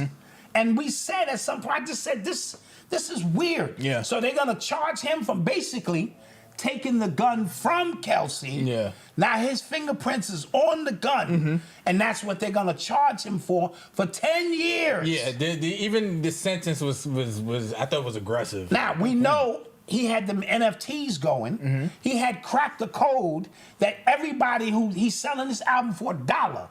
1 million people bought the album. It was 1 million NFTs out there in which the stock, he started cracking the codes. He stopped working with Jimmy Iovine. He didn't want to sign with Rock Nation. And so he became a threat. That's like you selling water to start my car. You're going to die. Yeah. You are going to die. Yeah. Hands down, Yeah. you're going to die. You know what I mean? And so with that being said, you know, this is a weird case because your girl done went on, what's Oprah's people? Gail. Went on Gail, did the whole R. Kelly thing. Yeah. And now people are starting to look at her a little sideways. Oh no, she's like her reputation is like really damaged. Her reputation is damaged. Cassie's reputation is damaged. Like people are just starting to kind of come around. Like yo.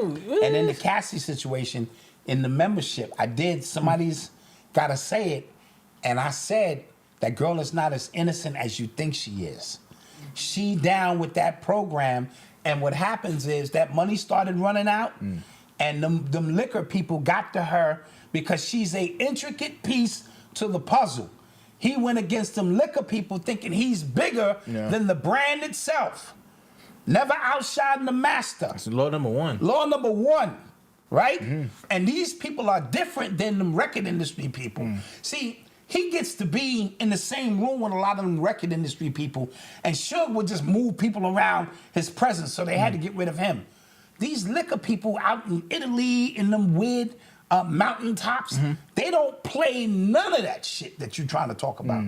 We used your energy to help build a brand, and now you think you are the brand, and we have problems with that. Then you're gonna go on a public media that we own and out us. Nigga, you are out of control.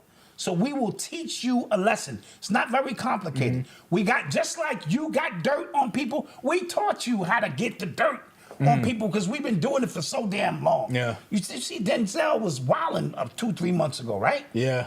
Why? Because he was worried that them tapes was gonna come out. He started saying, I was doing heroin.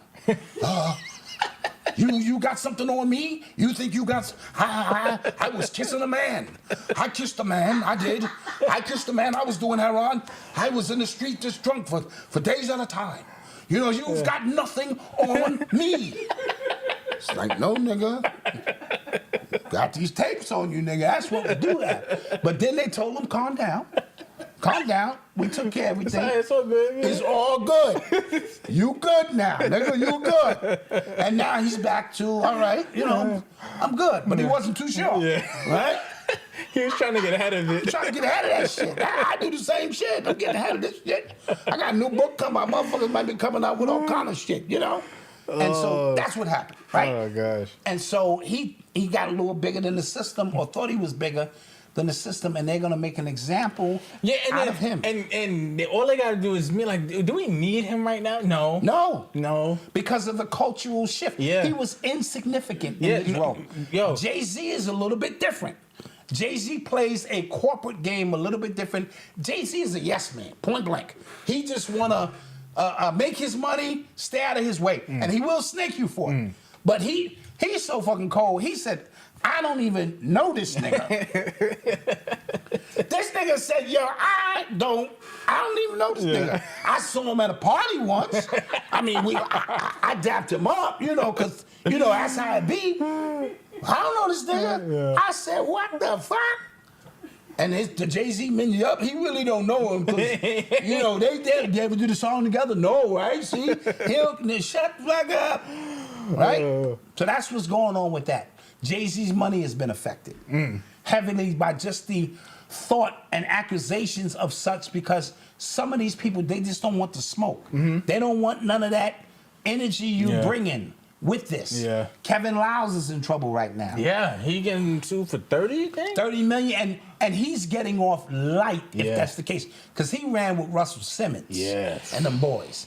And them boys are the original gatekeepers. Russell Simmons, Ty from Cold Chillin' Records, Uptown Records, Andre Harrell, and Kevin Liles.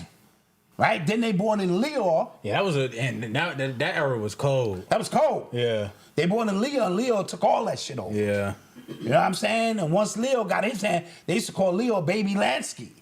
You know what I'm saying? So the Maya Lansky crew and all of that, the real gangsters who don't want to be seen or none of this kind of shit. So this is a tangled web we weave with the Diddy situation, and now you're just watching it all unfold for energy. It is now a caucus of energy. Everybody outside the reporting this and that. They'll finish that and then they'll serve them up. That created like a whole industry. Like when Michael Jackson died, the streets and all the people that tell you Harlem was dry.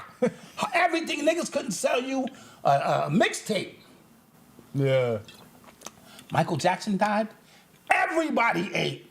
Niggas was out. Lucky I didn't have my machines. Facts. I'd have been printing them shits up too. I love Mike, but it's 25,000 out there, nigga. Let's go get that money. Yeah. Let me hold them shits up. Yeah. It is sad he died. That'd be 20. We take card. We take card. Yeah, bang that. Yeah. Cash app. And he fed the rest of the summer. So these individuals are very, very powerful. You know what I mean? And say it again. Prince in this scenario was another powerful being who they're tying him into the Diddy case. Rumor has it that he, had some secret tapes on Diddy or something. You know, guys, this guy, the music industry, entertainment, it is filled with just nastiness. I don't know if y'all peeped recently. Old cases from Nipsey started to come up. Have you heard about this? Yeah. Right? Like, it's just, I didn't want to take it there. I mean, everybody just got a weird case, man. It's just like... Yeah. Some real stinky stuff with Nipsey. Some real... Like, Jesus Christ. I was like, Yeah. God. I'm just like, damn it, man. But that's the entry point into this game. Because I try to tell y'all, it's only, let's say, 15 slots. But it's 15 million people who want those slots. You know what that gives me? Power. Yeah. If I'm a Hollywood executive, or dude, I hate to say it, but when I was on tour, I used to do it. Not to that capacity, but I used to be like, yeah, man, I know Russell Simmons. Because we were signed to Rush Management at the time. I know Russell personally. I tell you, then let me hear you sing. Oh, man. That's a sign right here. That sounds really, really good. You know what I mean? And I see where you can get on a few songs. Come on up to my room. And in the morning, I'm going to get right on the phone and make that call. The morning time, I'm like, get out of here. Bye, Felicia. Bye, Felicia. Jesus Christ. And I had 4 homes and 3 Bentleys when I was out there. Oh, I'm paid. Yeah. Meanwhile, I'm living in an apartment. My rent is $300. And I'm back on that, nigga. You know what I mean? I might have to go get a one-shot deal. You know, I got a food... No, I'm serious. I have a food stamp card out there. You think you think old DB is the only one with a food stamp card? If you dig, now the book is out. You want to start, you'll see me like this. Jesus. Yeah. But when you're on the road, I'm all that. You got to fake it till you make it. Jesus Christ, man. But there were no children or none of that weird satanic shit going on.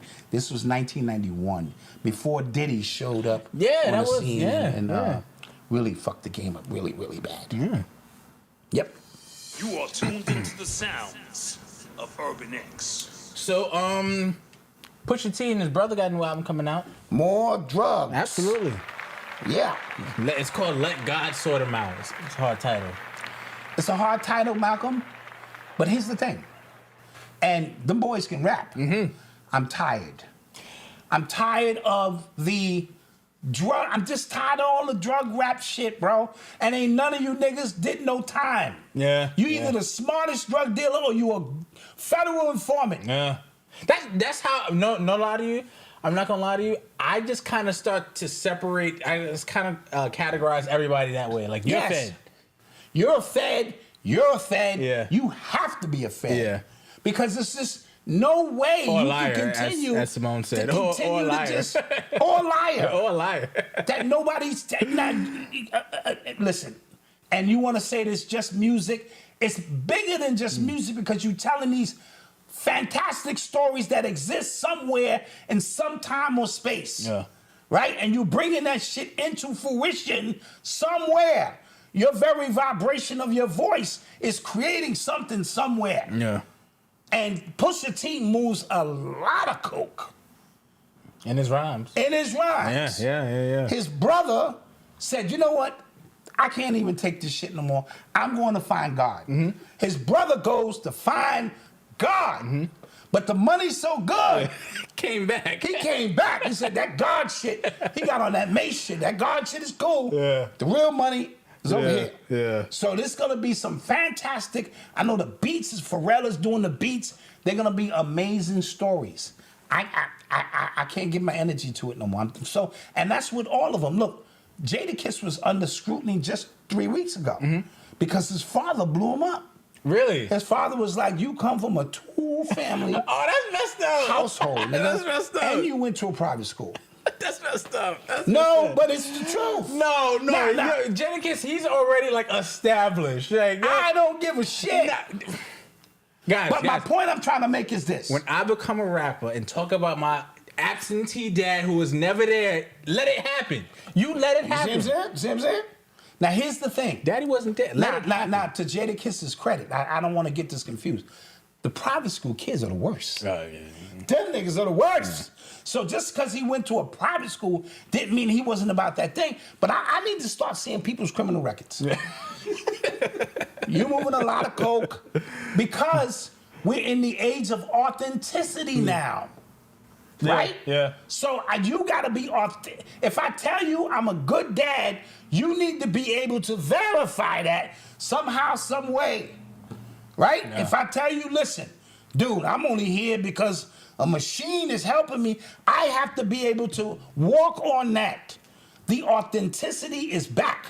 And all of this fantastic, because it started with Big Bang Hank and them niggas. Got credit card, got 2 big cards, definitely ain't the whack. I got a Lincoln Continental and a sunroof Cadillac. Is he back to school with the, you know what I'm saying? Got a big color screen, TV, so I can see the Knicks play basketball. That's Rapper's Delight. Okay. Right? Okay. You know what I'm saying? Okay. And so it started to see the magic there. Then they projected those things and was able to have them. And that's what made World Star so dangerous. Yeah. I told you Rick Ross would project these things. He would get 4,000, 50,000 people to believe it, and then it became a reality. Yeah. We all possess that magic. And what this AI thing now is doing is shortening the gap, right? Yeah. Between what you want and what you desire having instantaneously. Yeah. Now, the problem with that is you have a natural ability as we move closer to 5th dimension to do that same exact thing. Like I wanted this book done. It took me 6 months of hard concentration to get it, but now the book is physically here. It's like, right. That's a manifestation it's of real. something that went from my mind to Yes. something physical. Yeah. Now, in the 5th dimension, I might go, I want a book, and the shit is here.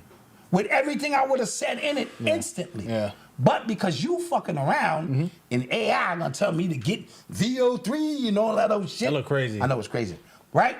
You're shortening your own circuits when you do that, so you gotta be careful. All right? That black dot, which is just the gateway to everything, is starting to get foggy because you allowing something outside of you to be the God of you as opposed to you being God itself, in the presence, in the flesh. Shout out Jadakiss. Jadakiss is my guy. I'm just simply saying, Dad was a little out of pocket with that. But just because you went to private school don't mean you ain't thug. I just want to start seeing dudes criminal records.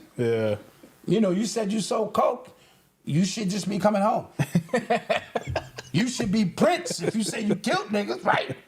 Like Prince from Supreme Team just came home. Oh, And they gave a huge party for him. Our people, again, we are programmed to celebrate the things that kill us. Yeah. We are a sick people. Yeah. This man body count is crazy. And I'm not talking about he was going to white neighborhoods, knocking off mobsters. Body count here. Yeah. And he comes home. Now, every man deserves an opportunity to redeem himself. But we're not giving him a party on redemption. We're giving him a party on his reputation as somebody who killed black people. Yeah. This thing is about to be black and white for you. Either you right or you wrong. I don't care all that gray confirmation bias and all that shit in between fogging up the bullshit. You right or you wrong. Yeah. We celebrate killers. Yeah, you're right. You're right. All right. Commercial break. You are tuned into It is the time for a commercial break. of Urban X. We're gonna take a quick commercial break. Come back with your questions. We're gonna answer some questions. Yes, we're gonna answer some questions. All right. We got some other stuff to talk about. We're gonna as you getting your questions ready, we'll be back. All right. Yeah. I hate needles. I blame needles for destroying my mother's life. I blame needles for tearing into the fiber of my family. I blame needles for deterring an otherwise brilliant woman from reaching her full potential. I blame needles for not having my two sisters in my life. As far as I was concerned, needles were the enemy. I would even destroy them whenever my mother wasn't around. I felt that if she didn't have her needles, she couldn't get high. I hated needles so much that I would need them to save my life. As a dialysis patient, your blood is taken out of your body and placed into a machine that filters and cleans it. This is done via huge needles. I mean needles that were twice the size used by my mother to get high.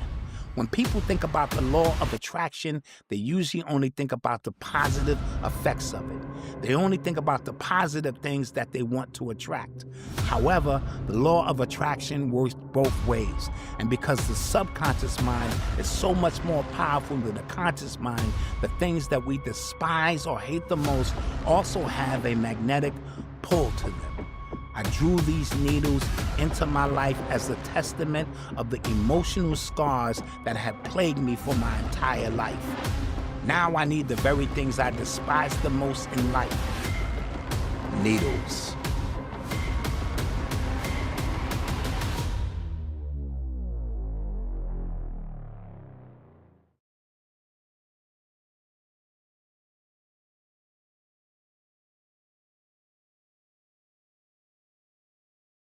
God, thank you for sunshine, thank you for rain, thank you for joy, thank you for pain. It's a beautiful day, it's a beautiful day, and thank you for this life, sorry I complain.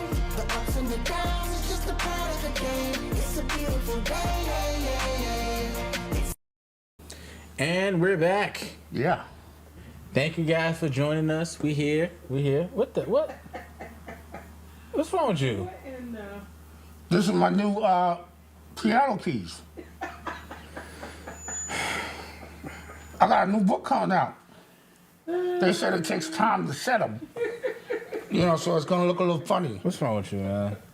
You know. Oh my God. Yeah. Please, I'm not gonna do this podcast with you here like this. No? I'm not. All right. Well, Please.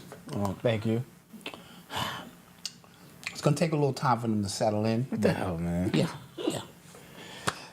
Thank you guys for joining us here on this special pop-up episode. We're here. Yes, we are here in the building. Don't How forget- are the Knicks doing?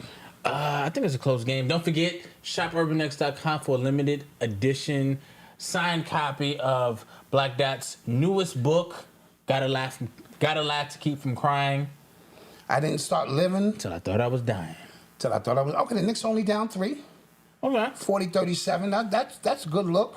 Shout out to the Cash Appers. Some people. Somebody did something. Shout out to everybody who's sent in the super chat. We appreciate you. Yeah. Somebody asked. Oh, Cedric Moore and Jagetto. Yes, thank you so much, guys. Somebody asked, how do you feel about Dr. Malcom Hill on the Joe Budden podcast? I think he is way too smart for that show. I think if you watch that show, I used to watch that show religiously, right? And again, I've kind of fell off that as well because that to me got a little stale. I feel like a lot of the drama on that show is manufactured by Joe to try to drum up something because I think he wants an East Coast version of No Jumper. Right? He makes up these storylines. He makes beef between co-hosts and stuff like that. But Malcom Hill, I think, was a great addition because he is smart. He is able to kind of intellectualize. Yes. And what he does too, I think is really interesting. He watches the episodes back and then go, and on the next episode, you said some stupid shit on the last one. Let's get back to that real quick. Oh, okay. And then he's catching people off guard. So they went from strictly barbershop talk and thinking they're smart to somebody who is actually smart, and it looks really crazy. Like he's just spinning them. Yeah, he's spinning them around. It's easy work. But just like they got tired of Flip when they got up there, they got tired of Mel by the time she got up there. They loved Ish, but they tired of Ish now. Like they loved him when he first got up there, and now they like that Malcolm was kicking his ass in debates. They're gonna do the same thing to Mark. Yeah. It's just what the internet does. It's what the internet does. They turn on you after a while. They start to hear your voice. That's why we stepped away. Like Thank you. You start to hear our voice too much, and you'll start to get annoyed with us too. And Exactly. It's like, Exactly. So it's important that you always fall back, know your place, and that you don't overstay your welcome in the minds of the people. It's like a coach. Yeah. At some point, 4 years in, we need a new voice in here. Absolutely. And it's not that the coach doesn't know his X's and O's. Right. Sometimes it's just we need a new voice. We just need a new voice, right? So that's what's happening there. Don't you say you didn't like Mark? No, so he is a panderer, right? He panders to... But that don't mean not smart. I'm not saying he's not smart. Yeah. Like I like a lot of people. I don't like a lot of people. Don't mean they're not smart. Yeah, and I feel like when I first was aware of Malcom, I got his book. I think Nobody. I got it signed by him and everything. I met him and everything. I was a really big fan. And then you start to hear him in some of these like political debates and topics and stuff like that. And you go, Yeah, he let what's her name? Cassandra. Candace Owens. He let Candace Owens bake him, bro. Yeah. With that.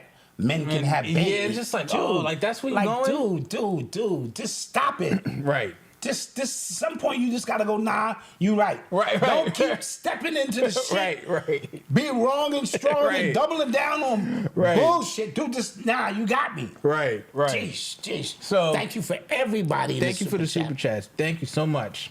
Lauren London's connection with Diddy, I don't know. That is interesting. Oh, come on, son. Yeah.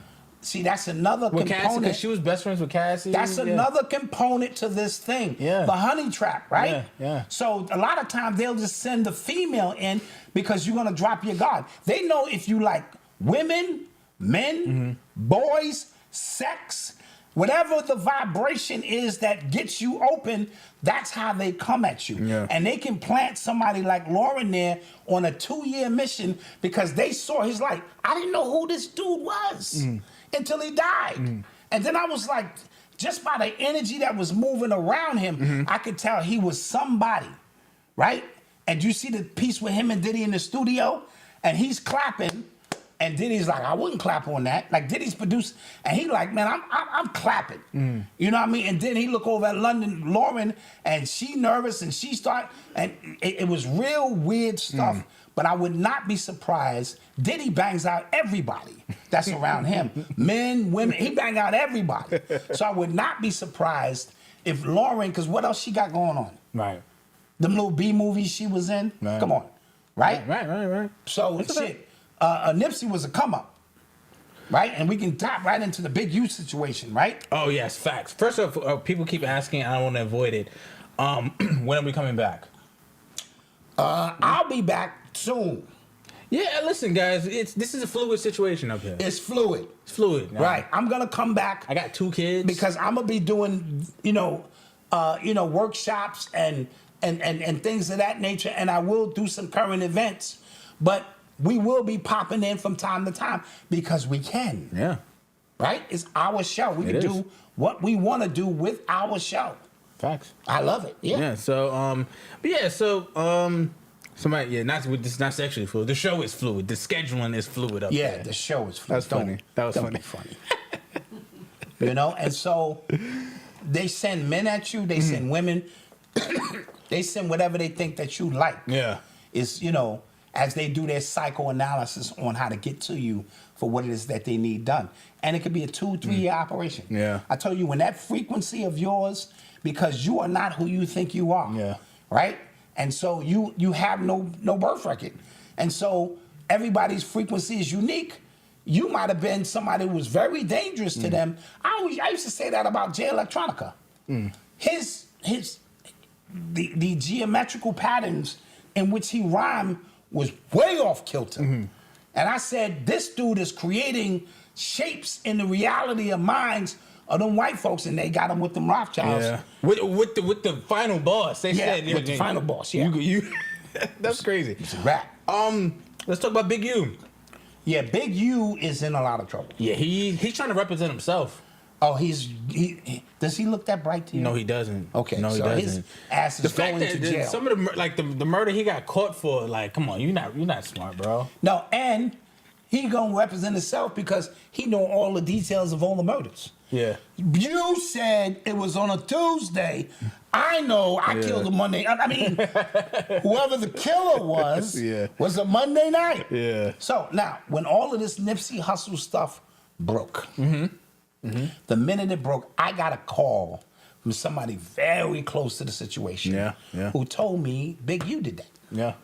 And I was afraid to come out and say that. She said, no, Little Dirty Pants is his cousin or was dating his cousin.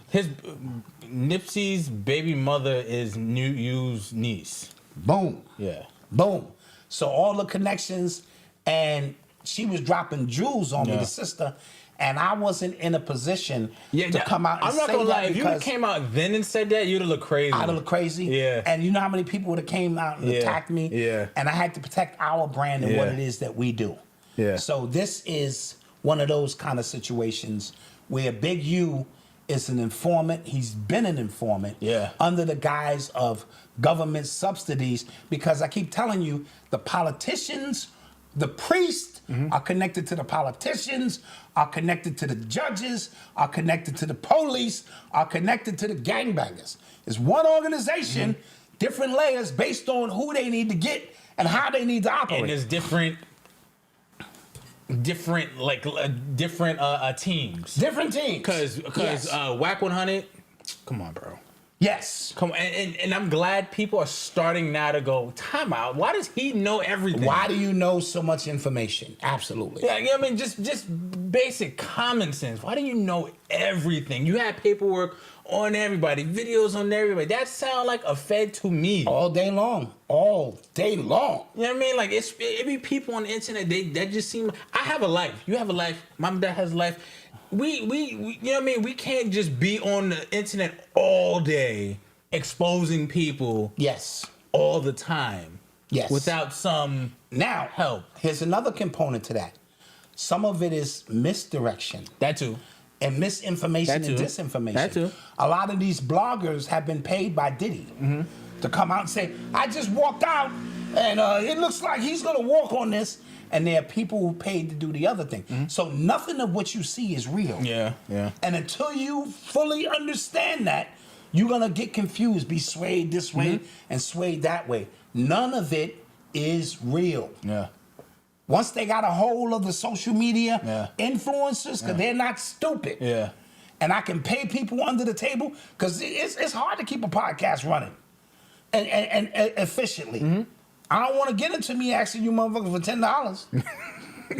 Shit, I bet that $10 don't sound too bad now. Yeah. If I can guarantee you 2 goddamn shows a week, right? Yeah. Oh, you niggas be like, as a matter of fact, you're right, I'm gonna pay 20. Yeah. Just because I get it.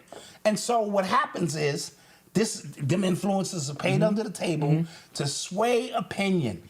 We want to borrow your thought energy since you're not using it. Yeah. You're a gumball. You're a goofy.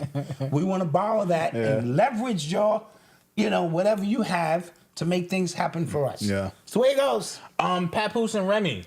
Papoose and Remy, man. Bad, man. Man, that was my couple, man. I Love. remember it was at Hip Hop Awards and they did the cypher and they rapped to each other and I was like, this is garbage. It's a little corny. It was mad corny. A little corny. Yeah, but here's the thing, Malcolm. Love is corny sometimes. I'm fine. Look, me and your mother have worn the same outfit, nigga. Listen. Like jersey, jeans, and sneakers. Last Christmas, me, Avery, Titan, Yeah, we all had holding the hands. same pajamas on, black sand. I get it. I get it. So love sometimes I get it. it's corny. You know, you go, this is corny shit. Yeah. But I'm going to do it. I put on pajamas here. You did. With reindeer ears. That was crazy. With Mama Dot, the kids. What's up with with you, a God? big-ass Christmas tree guard. In the background, God. God. Mathematics on that, And I God. was like, yo, I want my family to your family. I want to wish you a Merry Christmas and a Happy New Year. Goofy shit. So sometimes love can be goofy. Touche. You know what I mean? So I didn't take too many points away from that. Now, here's the thing. She spent a lot of time behind the wall. Yeah. Let's just call it what it is, right? And you know, behind the wall, we don't know. Right. Because we ain't behind the wall. Right. He out here holding her down. Mm-hmm. You know, checking up on her, making sure she good. When she came home, she had needs, man. That he couldn't fill. Yeah. And so, you know, she you know, they made it seem like it was what it was. But once she got her bearings, and here's the thing too, I'm not gonna fake love. Either we got it or we don't. Yeah. And when all the smoke clears, if we don't have it, we have to move on. The way they moving on is nasty. Yeah. Right? That's a little nasty, and they should have carried themselves, you know, differently. But in this social media era, you know. It seemed like Papoose was trying to do that. Mm-hmm. And it got to the point where he couldn't ignore it no more, and it was like, I gotta say something now, because you start to look soft after a while. Right, because you might think you're taking the high road. Yeah. Like in a regular way, I'm gonna take the high road. Yeah. But then the social media minions is like, yo, she out here ragging you. Yeah. And then you gotta go, you know what? Fuck it, I'm gonna put some pictures up of that bitch. Or this and that. And the shit get real ugly. Yeah. Can you imagine the pictures Mama Doc got of me? Oh God, shit, this shit get ugly. She be like, look at this nigga's ashy leg, nigga. This is not Photoshop. Swear this nigga walk around here. All right? So we don't want to do that. You know what I mean? And it got ugly, and Remy don't want no smoke with that. I mean, that's the funniest part about it. She don't want no. That is the fun, because he beat him up, and then she can beat you. Like so, he beat him up, right? And she can wash you. Yeah, that's the funniest part. I think because Remy's mouth is smart, so I know she want to go there. She can't. This ain't no battle rap. Yeah. I ain't gonna beat you in rhymes. I'm gonna run up on you and put the beats on you. And it's weird. The archetype of the women they like is very similar. Mm-hmm. You know. Yeah. And one thing I give Mama Doc credit for years. She said, "Listen," and this is before social media. I don't go crying to my mother about anything in my relationship because when she forgives me, and her mother didn't. Right. Now, her mother looking at me crazy. What the fuck's wrong with her and shit? And we back on with our lives. You know, we done called Jesus in because it was obviously the devil that had me do that anyway. And we done consulted in Jesus, and we back on point. Now the whole family on my case. So no. So the shit got ugly, and we were rooting for them because here's another thing.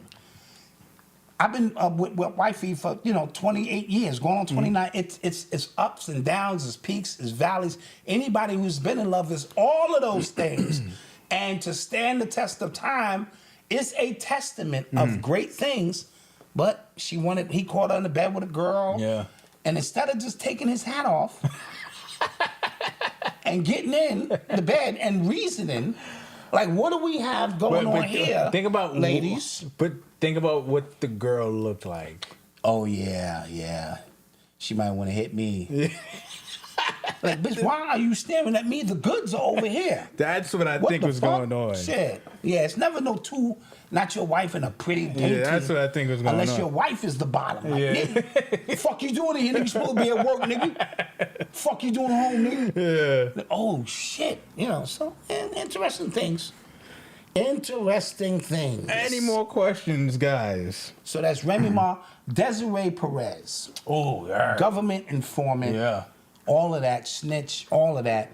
Her own daughter is suing her now because she placed recording devices in her daughter's house without her knowledge, jacked her phone, had her husband arrested 3 different times on false, trumped-up charges.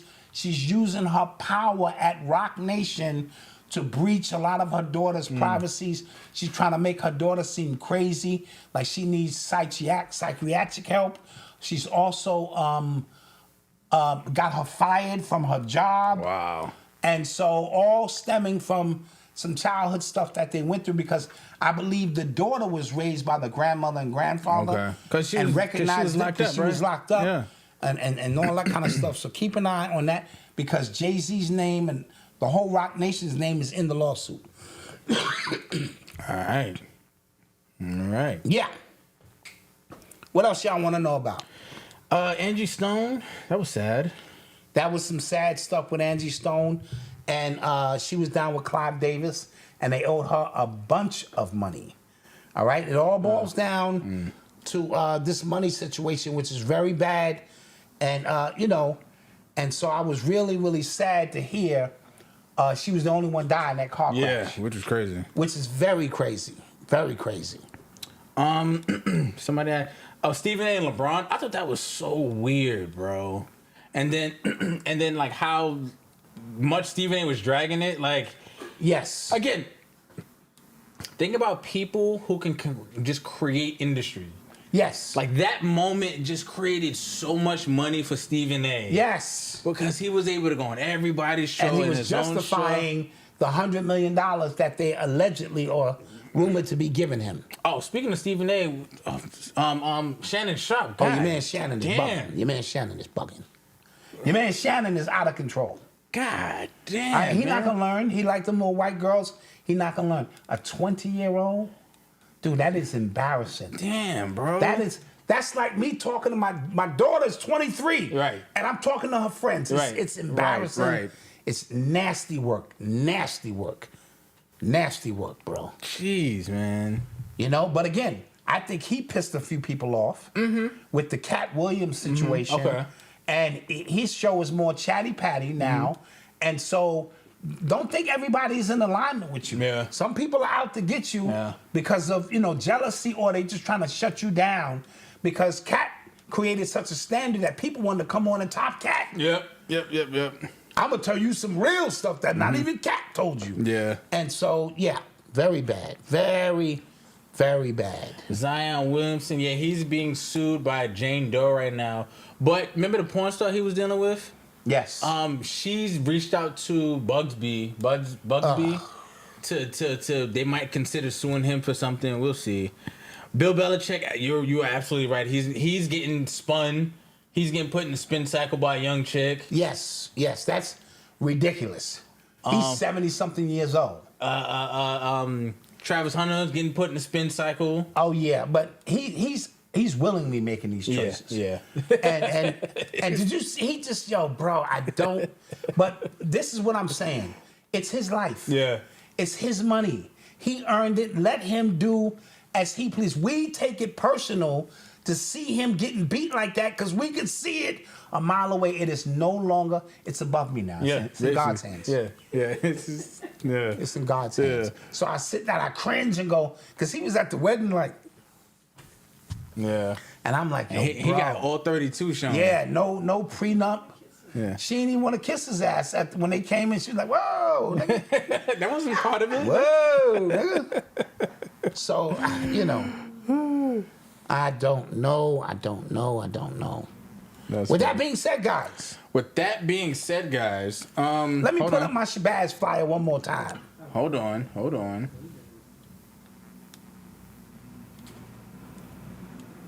Hold on. Oh yeah.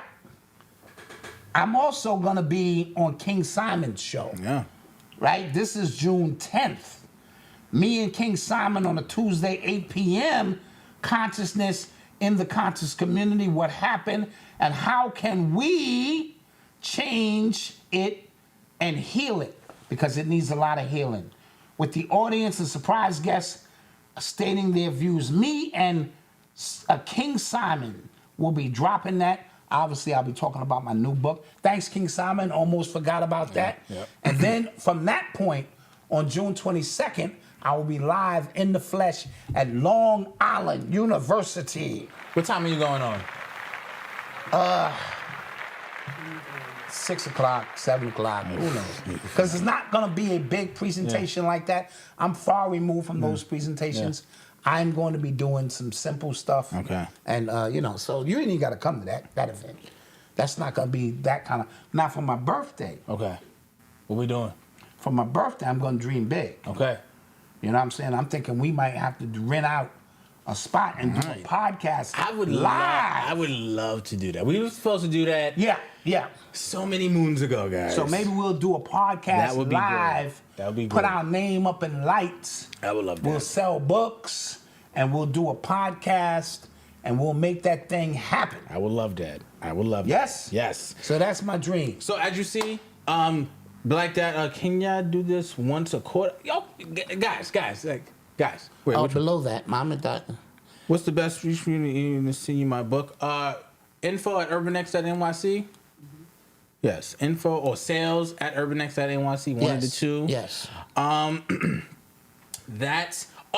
If you are interested in business content, personal development content, Yes. follow my YouTube channel, Malcolm X Bowser. Yes, please do. Right? Like, and if you are interested in that, If you're interested in business. if you are interested in this, we're still here. The channel didn't go nowhere. Yeah, We didn't delete yeah. the channel. It's still here. We want you to appreciate what it is we do, Right? right? Unless y'all can convince Malcolm, if 5,000 people sign up at $10, I think he will walk away from his job. That's $50,000 a month. I think that might do it. I could, go in there and smack my supervisor. Yeah, and be like, yeah, you cool. Fuck you, you cool. I'm out. Oh, man.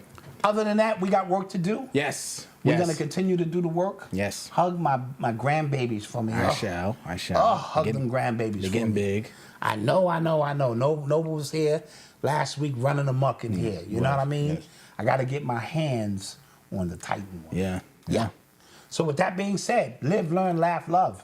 Peace. Like, share, subscribe. Tell a friend. Tell a friend to tell a friend. ShopUrbanX.com. Get the book. Get the book. Get the case. Father's Day is coming here. Peace.